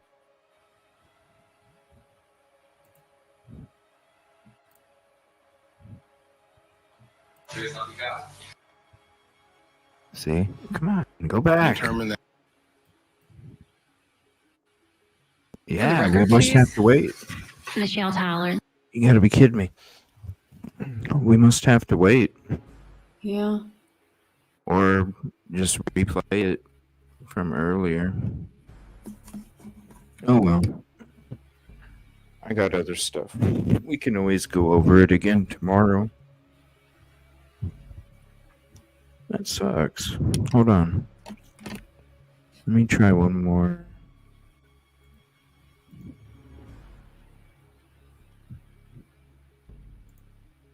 See if refreshing it helps. Nope. Nope. Huh. Let me see here. The case against. Let me click on this. Will this replay it? Nope. Just a premiere. You gotta be kidding me. Wow.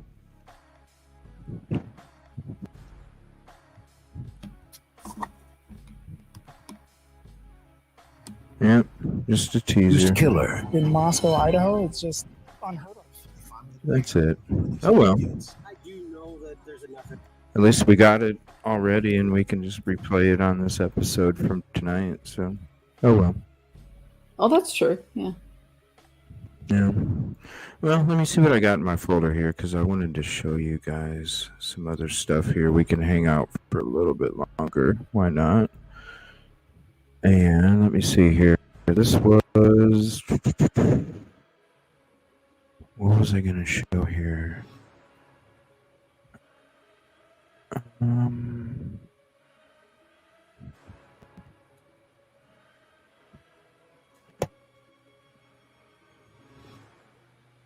Give me 1 second. What was it?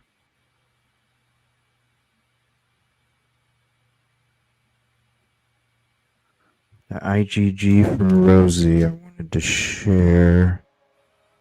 We're going to be hanging out on Harsh's live tomorrow night, supporting.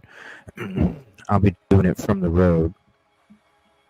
So I'll actually be in Moscow when I'm hanging out on his live. Let me see here.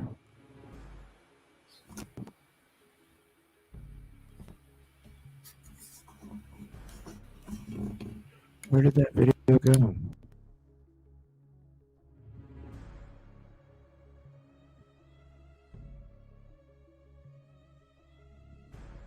Oh yeah, I wanted to watch. This was that lawyer one, remember? We were talking about that one, Yoli. I wanted to play that one, the top 5. Yeah. Harsh is hooking up with him. Is he really? Good. Yeah. Good.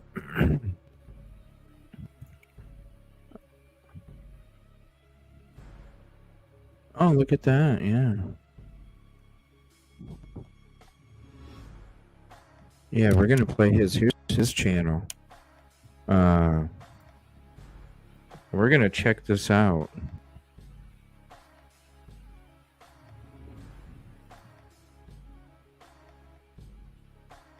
No, Cherry, he's hooking up with he's hooking up with this person. Law Office of Andrew Myers. Yeah.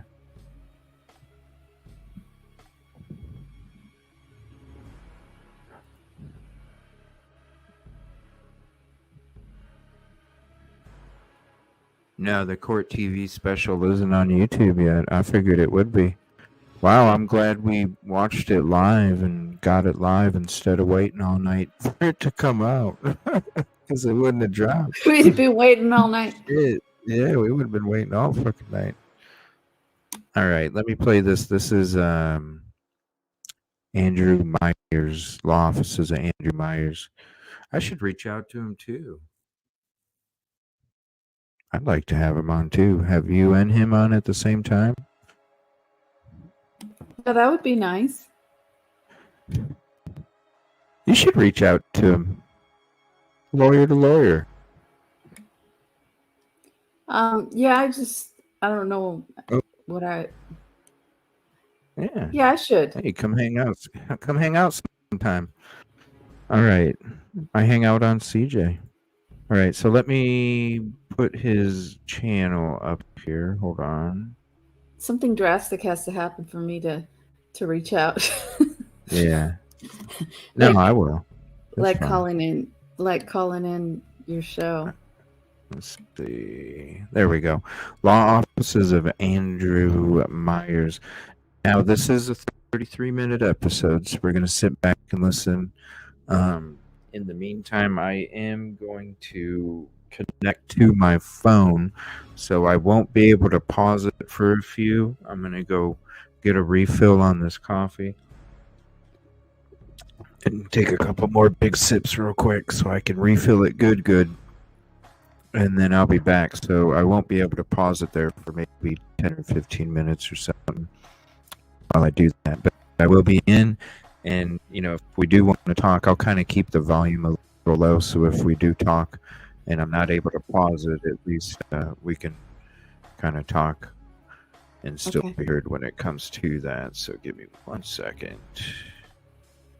Get rid of some of these other tabs. All right, so this is top 5 unanswered questions for Koberger and the Idaho4 from Law Offices of Andrew D. Myers. In a previous episode about the Brian Koberger charges, we took a look at 10 things that just don't seem right about the prosecution following the Idaho4 murders. We looked at 10 things that just made us scratch our heads. We're still looking at the case and looking at it even closer. We found 5 more things that make us scratch our heads. What are they?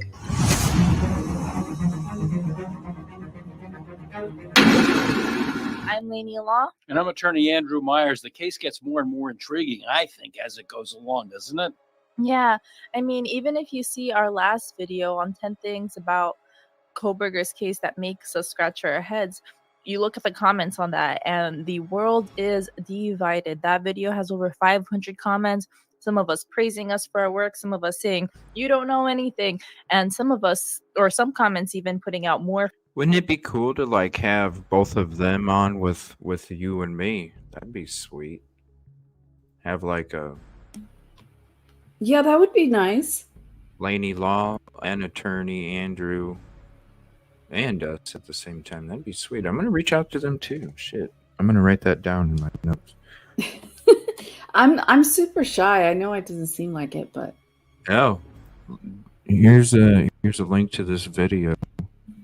Go drop a link if you want them on the show with us. Go drop a link. Say, hey, hop on CJ with Yoli. Let them know. More facts that may or may not be true. Where did people hear this? And let's find some more stuff about this Koberger case that just don't add up. Yeah, I agree with you. And as much as I want to jump right in about the comment, there's another YouTuber who knows who she is, who starts out every single episode by saying, be kind, people. We're not perfect. Every now and then we, like all humans, make a mistake. So be kind. Don't personalize.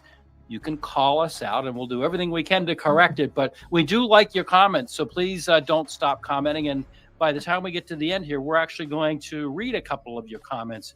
But right now, we need to take a look at some of the things that have happened that just make us say, wait a minute. And in my mind, one of the first things that makes me say, wait a minute, is that the FBI has gone back to 1122 King Road, purportedly to do an interior kind of a visual for the jury. They took a That's thing what made me called say, "Oh crap, it's LiDAR. going to And be by the torn way, down other people have soon." pointed this out. And the reason I'm reaching over is to point to my phone. We all have a LiDAR on our advanced iPhones, but the FBI, what we're being told, the public spin is that they had to go in and take a graphic video of the interior of this premises so that they can show the jury. I don't buy it. Do you buy it? It's weird to be going back to the house. I'm not a law enforcement professional, but you would think that they would have gotten everything and all the evidence they would have needed initially. So it's strange that they're going back there another time. Well, I have at least 3 reasons, if not more, why I don't buy it. One of them is that I think that what happened is that the trial was supposed to go in early October of 2023. It didn't go. It got continued. So now they're saying, wait a minute, we got enough evidence to get past the probable cause affidavit, the PCA as people call it. And we don't know what else they have. Sure, they have more, but my theory is that there's a lot more stuff that they forgot. Maybe they forgot to bang out a couple of pieces of drywall. Maybe they forgot to look under the floor. Maybe they forgot to look inside closets and underneath the floors of the closets. Maybe they forgot to go underneath the floors. That is call me a conspiracy theorist, but I'm guessing that the FBI had to go in there and do some more work, and they took in the LiDAR machines and they told the press that that's what they're doing. Remember, the FBI is the same agency that gave Whitey Bulger a heads up that he was about ready to be nabbed, and Whitey ran. And for 16 years, Whitey Bulger was on the run right under the FBI's noses out in Long Beach, California. Same FBI. Same FBI that whose Boston bureau chief, John Connolly, was sent to jail in Florida for murder. The FBI Boston bureau chief went to jail in Florida for murder. He was recently let out because he's very ill.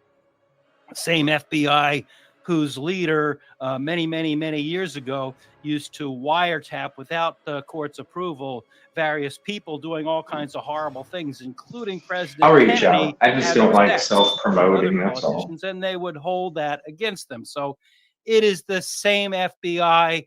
Do I trust that that's the reason they went into the house? No. And here's one reason I don't trust that was the reason they went into the house. Here's a newspaper article that goes back to December 4th of 2022. And remember that the crime occurred on November 13th of 2022. This is on the Crime Online site. And in December of 2022, they said law enforcement on Saturday returned to the home where 4 University of Idaho college students were murdered 3 weeks ago as authorities continue the hunt for the killer.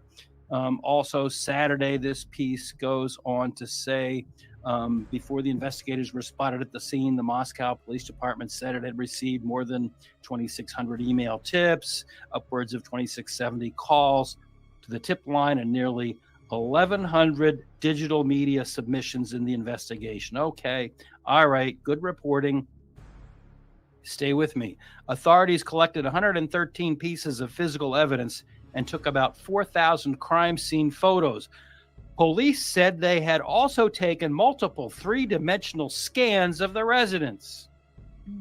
So if they already had scans of the residence, why did they have to go in and do it again? Nuh-uh. Don't buy it. I'm sorry. Especially after so Right, much they time had has him like passed, 3 too, weeks where it's after what the is crime was scan already committed. now be different than the ones that were happening closer to the time that this crime was committed. Right. And the other 2 weeks thing, and after. another thing, in the law, there's a theory called substantial similarity, and that means that if Everything you was have cleared a up at the photograph property. or Nothing was left behind. cartoon or a drawing or a likeness or a day in the life or a video or anything like that, it has to be substantially similar to the event that it is portraying. So what that means here is, all that stuff has been stripped out. The police shortly, and a lot of people say way too shortly after the crimes, The police removed all of the personal belongings. They stripped the inside. They took everything out. So the FBI now, more than a year, about a year after the crime, after everything has been stripped out of there, for gosh sake, they were going to tear the place down. They were going to tear the place down. So presumably there's nothing inside. So now they go inside with their fancy schmancy LiDAR, which is much more, sophisticated than the LiDAR on my iPhone. And they go in there and they're going to take a video of the interior of 1122 Kings Road. That's not substantially similar to the way it looked at the time of the murders on November 13th. I mean, excuse me, there were college kids living in there. They had their furniture in there. They had their junk. What college dorm or residence have you ever gone in where everything was perfectly in place? So I don't buy it. I'm sorry. At the very Oh, we least, saw the most pictures naive after the thing crime to took say is place that of it what it looks looked beyond like inside scratch right there. It now, was but not perfect. okay, we'll play along with them and go on to the next thing. Reason number 4 that people can scratch their heads over this is that there was a frat fight. And what evidence do we have? Apparently, there were witnesses to the fact that Bingo. Ethan Chapin and Xana did go to his Phi Epsilon fraternity the night before all of this happened, and there were words that were spoken.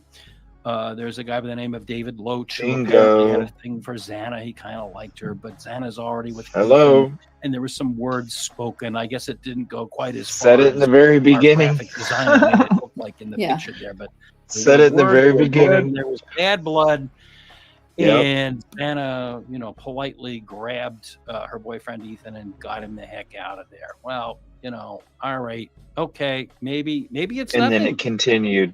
The And point then it is, we continued. don't know. By analogy, it's not the same thing, but by analogy, when there was It's a suspicious. in another fraternity, When a fight ironically takes at place. Washington State University, right over the border, where accused mass killer Brian Kohberger had been a PhD student. This fellow was found dead in January of 2023. The Washington State University Interfraternity Council, which oversees the fraternal groups at that school, declined to comment to the spokesman review. So, you know what? Fraternities like to cover stuff up and not talk. A spokesman, Phil Weiler, said, quote, "There has been a significant amount of conjecture regarding the circumstances surrounding this incident and the actual cause of the student's passing," KREM TV reported.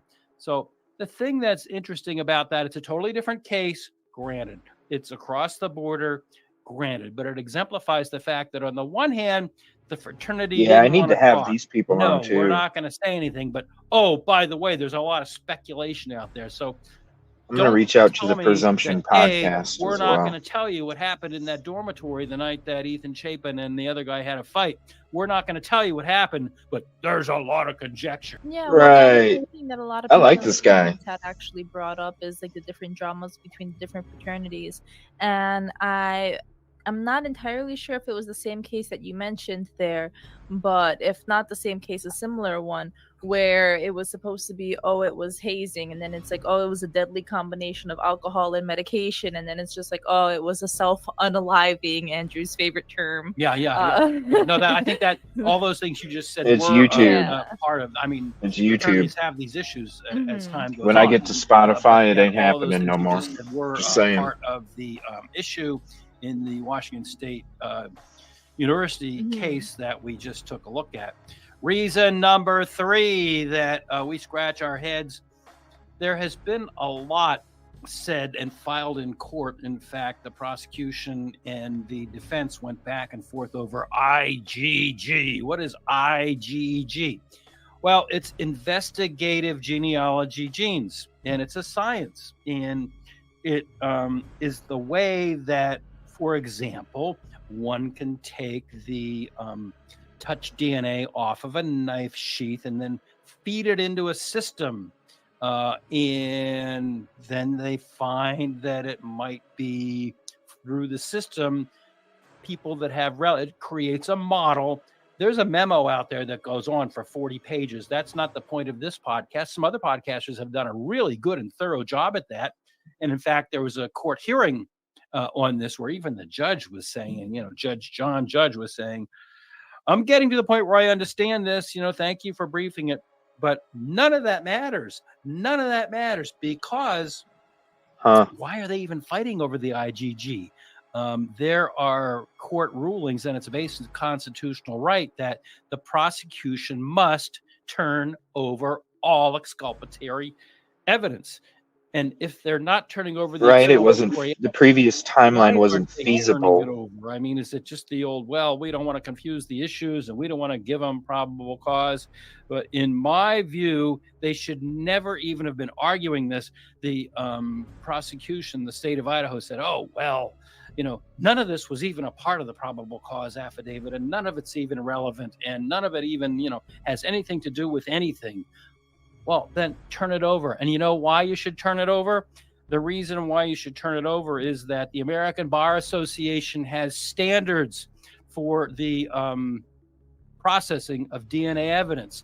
And it goes on and on and on. But I'm going to read you two pertinent parts of the criminal justice standards on DNA evidence from the American Bar Association. And it says, Standard 1.2C, the policies and procedures employed for testing DNA evidence should be available for public inspection.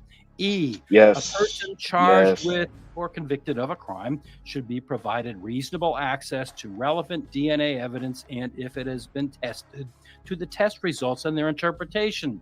So, I mean, if the American Bar Association has spent its time, coming up with these regulations, and Mr. Kohberger is a person charged with a crime, why was this even an argument? I didn't get it. It took a lot of time, and we can dig way deep into what IgG is and the process of going from the touch DNA all the way to Mr. Kohberger from the neighbor's trash in Pennsylvania.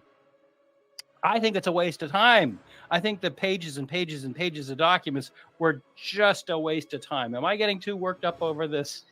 I know the whole touch DNA thing kind of freaks me out. Meet me, sir. You guys really leave me thinking, and I see these things and I'm like, oh my goodness, because it might have been one or two people mentioned, I don't know this, everybody shout out to the investigators in the comments, but people are saying that with touch DNA it can be transferred, and that I think that he was a tutor or something, so people were saying oh, well, how many papers has he touched? And the whole knife sheet thing, having his DNA in the first place, and why, if this person's supposed to be an expert, that there's a knife sheet left over, the whole thing just makes my skin crawl. It just sounds so creepy to think that there could be stuff going on with the DNA, that things could be planted, that things can be changed, that touch DNA can move, can be transferred. The whole thing freaks me out. Ugh. There are sometime co-host, I like these people. Guest, I like them. Cope, the longtime Boston journalist and journalism professor, made a really pertinent comment the last time we talked about this, and he said, you can go to a yard sale and buy pretty much anything. Now if I don't know, a stupid example, but what if I wanted to take my phone and sell it at a yard sale? Because this is a iPhone 11, and now it's old. It's the 15s are the big thing now. So I take it to a yard sale and sell it, and somebody commits a bad act, and that they buy my phone at a yard sale, and the phone is next to them, and they've just done something really bad. The FBI is going to be knocking on my door. Oh, Mr. Myers, your DNA was found right next to this dead body. And I'm like, okay. So anyway. Yeah, actually, that was horrifying. I know. So like Mark now Carver. we get to reason number 2 that we still scratch our heads, and that is, in this case, a preliminary hearing had been scheduled in this case, and I'm going to refer to my notes because I want to be accurate. There was a preliminary hearing scheduled in this case, and the purpose of a preliminary hearing in Idaho and many states is to determine if there is probable cause to hold the guy over. They had probable cause to arrest, but is there enough probable cause to hold him over and deny him of his right to liberty? So the preliminary hearing had been scheduled June 26th. Bada bing, bada boom, May 16th, Mr. Koberger is indicted. And a lot of people, not just me, scratched their head and said, why not do it out in open? Why not do it in the public preliminary hearing? Why go and revert back to this ancient, archaic system of a indictment by a grand jury? And as was correctly pointed out by one of the TV stations out there, KTVB, grand jury proceedings, including witness testimony, are private and secret. Prosecutors present the information to the grand jury. Possible defendants are not even entitled to be there, and there's no opportunity for anyone to Loves the ham cross-examine witnesses sandwich. on the defendant's behalf, as there would have been in a preliminary hearing. So these things are done in private, in secret, just like everything else in the Koberger case.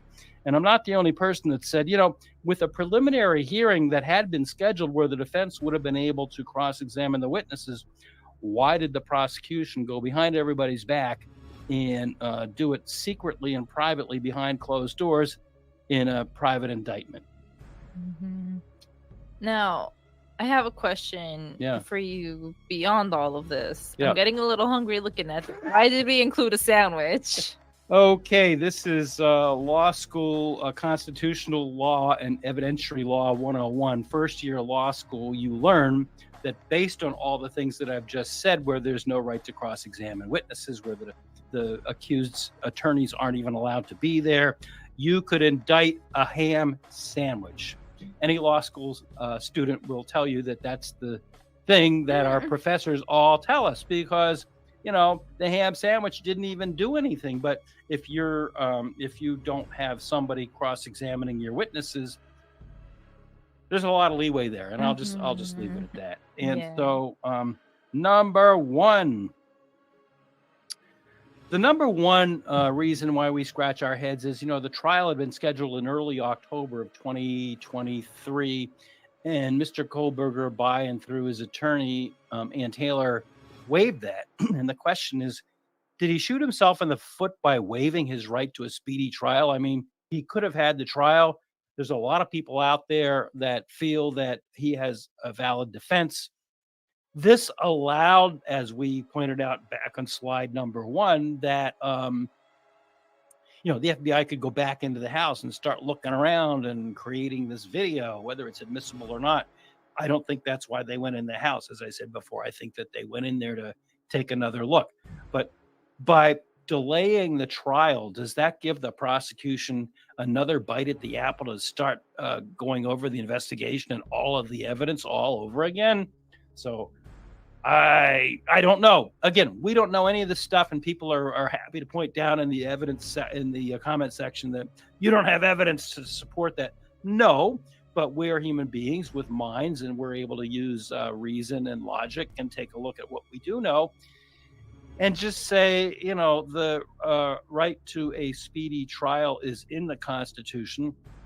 It's in the constitutions of all the states too, and it's there for a reason. So I guess we'll leave it there as a question. And did Mr. Koberger and his attorney shoot themselves in the foot by waiving their right to a speedy trial? Mm-hmm. Now, I guess my question to you with that, and maybe what some people are potentially wondering, is, like you mentioned, that not doing the right to a speedy trial gives the prosecution time to go look over everything. Do you think that there would be any benefits to waiving that right for them? Is it because you think that they have a good case and that why would they need that extra time? Well, the thinking was that they too needed more time. They too needed their own experts. This whole IgG genetic research thing requires experts. I mean, you can't just, pull somebody off the street to start talking about the intricacies of looking at DNA and figuring out, through family trees, whether there were errors in the process. So that's just one area in which the defense will very likely need experts. I mean, they're looking for the death penalty. So when the state is looking for the death penalty, if you're defending, your radar, your LiDAR is going way up. Not that you don't have due diligence with every client and every case every day, but when your client is facing the death penalty, I mean, you've really got to make sure that you are leaving no stone unturned. And I believe that's why most people think that Ian Taylor, the defense attorney, and her two colleagues said, okay, yeah, we'll go ahead and ask for more time because we too need more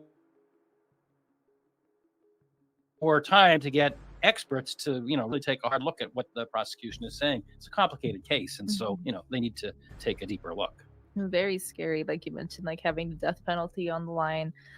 Like it does make sense to like want to go over things a little bit more. It's the crazy concept just in general for me to even begin to think about. Yeah, I thought I've actually seen some interesting comments in our comment section. One person that just looked at our previous 10 reasons to scratch your head had said, did they ever get any imprints of tire tracks? And I thought that was interesting because I hadn't thought of that before. I mean, every car is unique. Tires are unique. Even if you and I buy exactly the same tire on the same day, you drive where you drive, I drive the other way that I drive.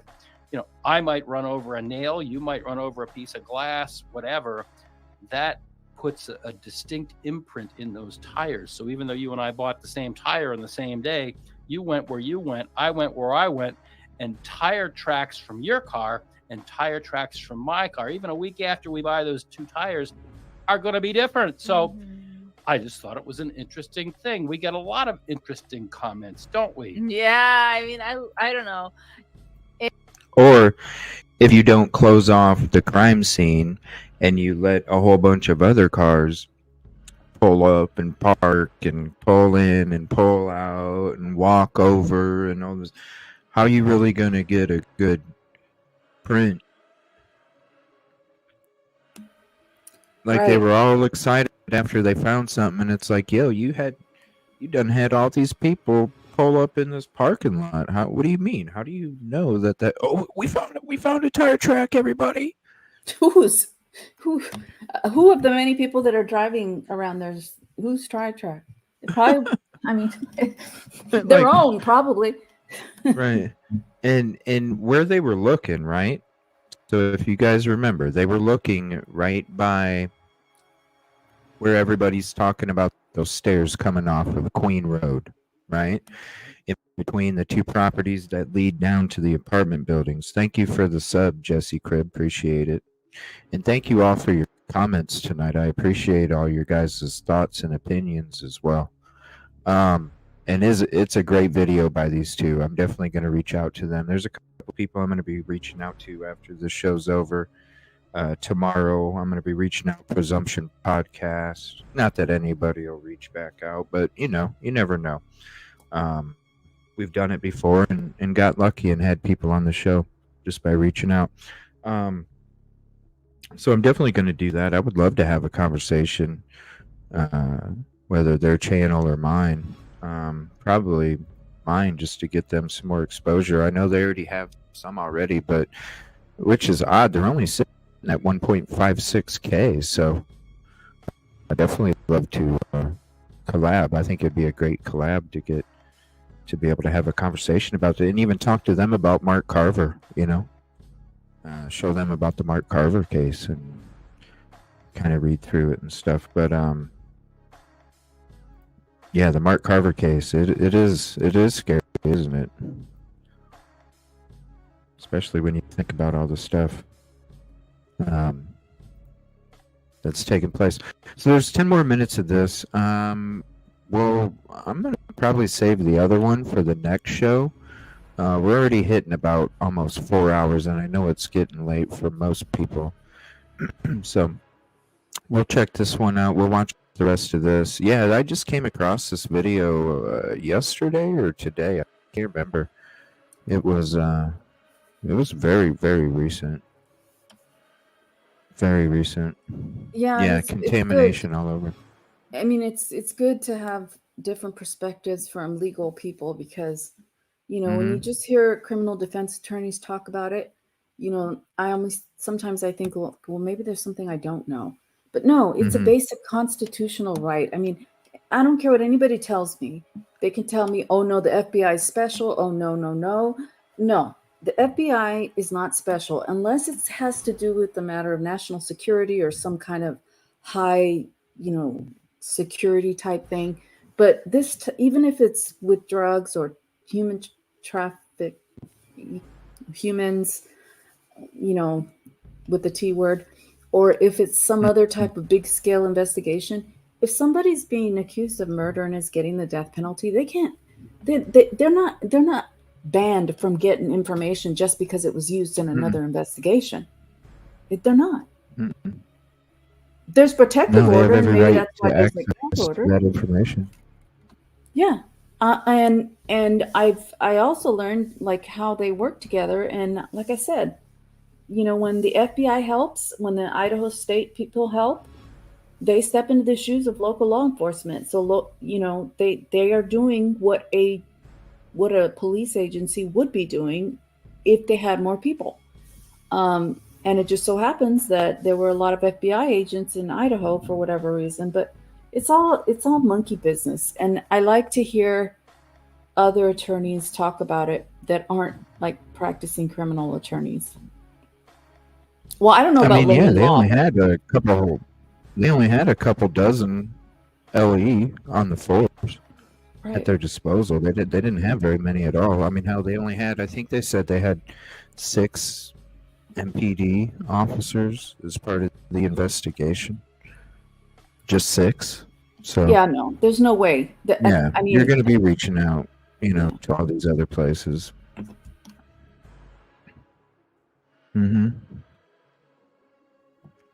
Yeah, let's check out the rest of Laney Law and attorney Andrew Myers. Definitely be reaching out. With the comment section and anything you see on YouTube, including podcasters and just anybody on the internet in general. Obviously, anybody's able to say anything that they want to say, but it's really interesting to see like how many details like you guys bring up or know about or question.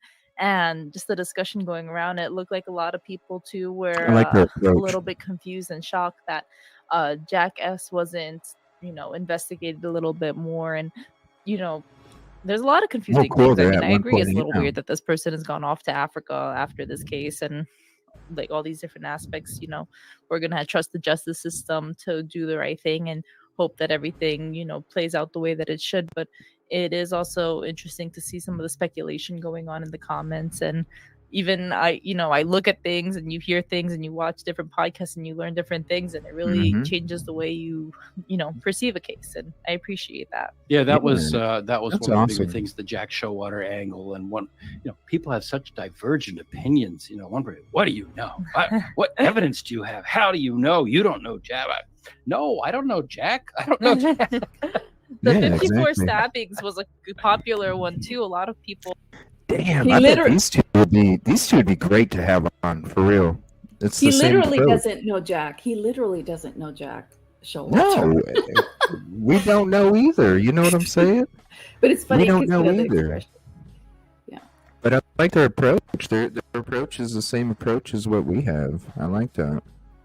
People said that a lot of people brought that up, and it was just interesting to see like a lot of the different critiques that people had, and like also how some people too nail into very specific things. I don't know, or 34 rather, not 54. Yeah, it was 54. No, 54. Okay, yeah, 54. And that came from people saying, "Well, how do you know she got stabbed 54?" I don't know. I've said all along, all we know for sure is what's in the probable cause affidavit. There have been some statements made here and there, but where that came from specifically was from one of my favorite podcasters, Annie Elise. Early on, she said that she had a friend of a friend whose husband, and she knows a lot of people, and she's a very credible storyteller. She really knows how to talk about. I never watched her. She had a friend of a friend whose husband is FBI, and they went in there, and before the gag order, the friend had texted, this is a really gruesome crime scene. Things are pretty messed up. And she read off of her phone the text in that the person had been stabbed 54 times. So that's where it comes from. Again, is it evidence? We don't know.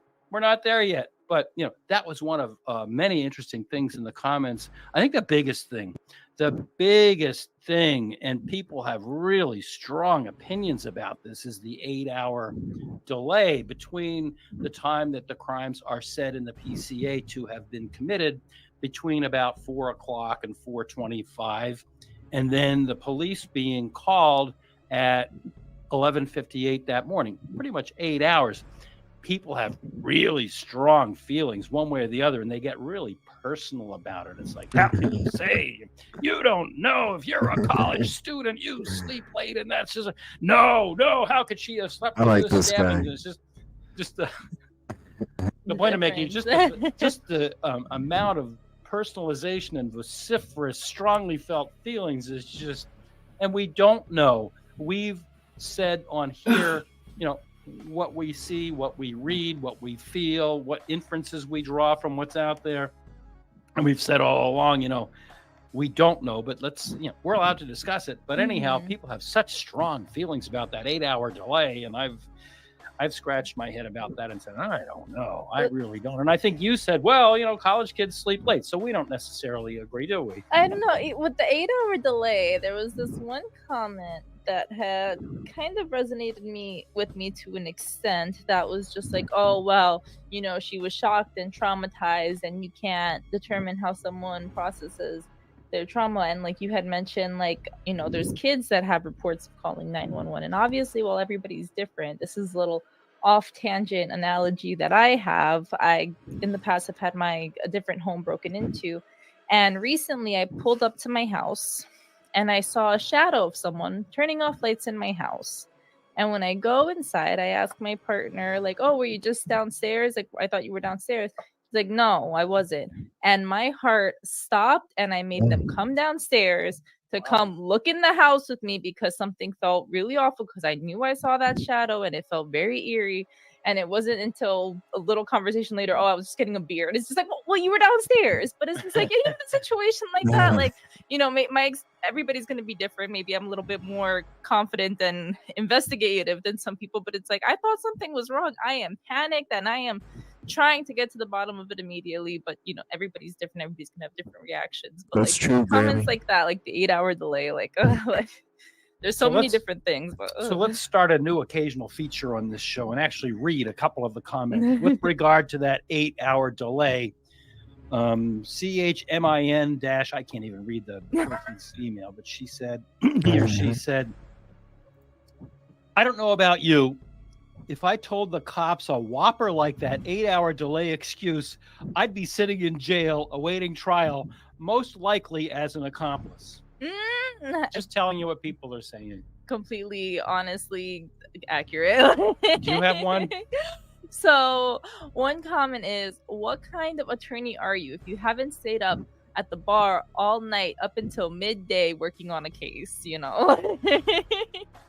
Yeah, well, I guess I'm not the attorney that person thought that I was. I will, before we leave, tell a tiny little personal anecdote, and there's probably only a few people that really remember this, but way back many years ago, when I was studying for the bar after getting out of law school. You get out of law school, big whoop-de-doo, you've got to pass the bar. And so there was a message on my answering machine. Remember back in those days when we had answering machines? My answering machine message was, sorry, I can't pick up the phone. I'm either studying for the bar or in a bar. So that's the kind of attorney I am, although I stopped that years ago. I'd forget it. Okay, so my closing thought is that, people have really strongly divergent views.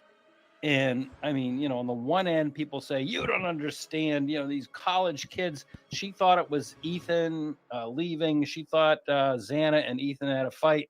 And so she, she's a college kid and she may have had a lot to drink. And so she slept until noon. How dare you even question that?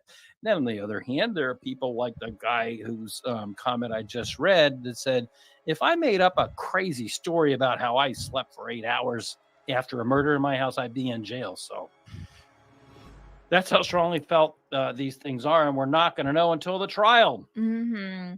And like you had mentioned before, it definitely is in the college's best interest to keep these cases as low profile and not, try to kind of protect themselves from any liability and, keep the images up and make sure that things with the fraternities are kind of kept under wraps. I think there's a lot of different elements to it, and us as podcasters and you guys as commenters, chances are we're not going to have any impact in any legal case whatsoever. Although if you haven't seen our video on the Dairy Rail Trail, be sure to make your opinions heard if you have any opinions about the Dairy Rail Trail, because every time I pass by exit 4 I'm like, a little tiffed off about it. But it is really nice to see the dialogue, and obviously you guys have been subscribing and we really appreciate that, and we're so close to Down to 1,000 earth. subscribers, and we want to say thank you.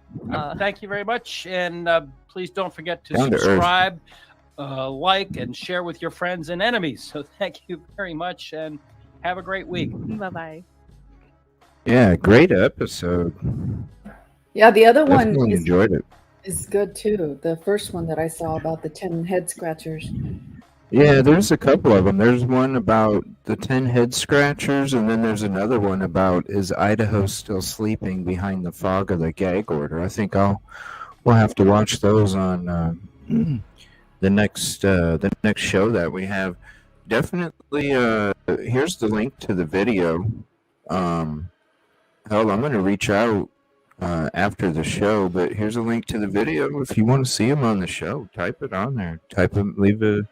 Leave a message on their video. Say, hey, we saw you on Evil CJ. Definitely have the same approach, Yeah. Very humble, very nice, nothing Yeah. over the top. Just No. nice people. Seems like Yeah, that. very down to earth, exploring all theories, thoughts, and opinions. They claim as well that they're not at the water cooler either, just like we're not. But definitely are about exploring everybody's thoughts and opinions, even if things don't make sense. You have to, but then at the same time, we need more evidence about some stuff as well. So, great episode tonight. Thank you all especially in chat too. You guys are having a lot of great comments tonight as well. Not only been a great show up here on panel and what we've been watching from the other content, but you guys in chat as well. A lot of great comments, a lot of great theories and thoughts as well too. I appreciate it. Yeah. It's very nice. Thank you for having me. That's No, always. thank you for your time and your company, and thank you all for your time and your company. Yes, great show. Thank you. Appreciate it. Another one in the books. We got more coming tomorrow. Some regular, some members only. Everything will be at the last minute,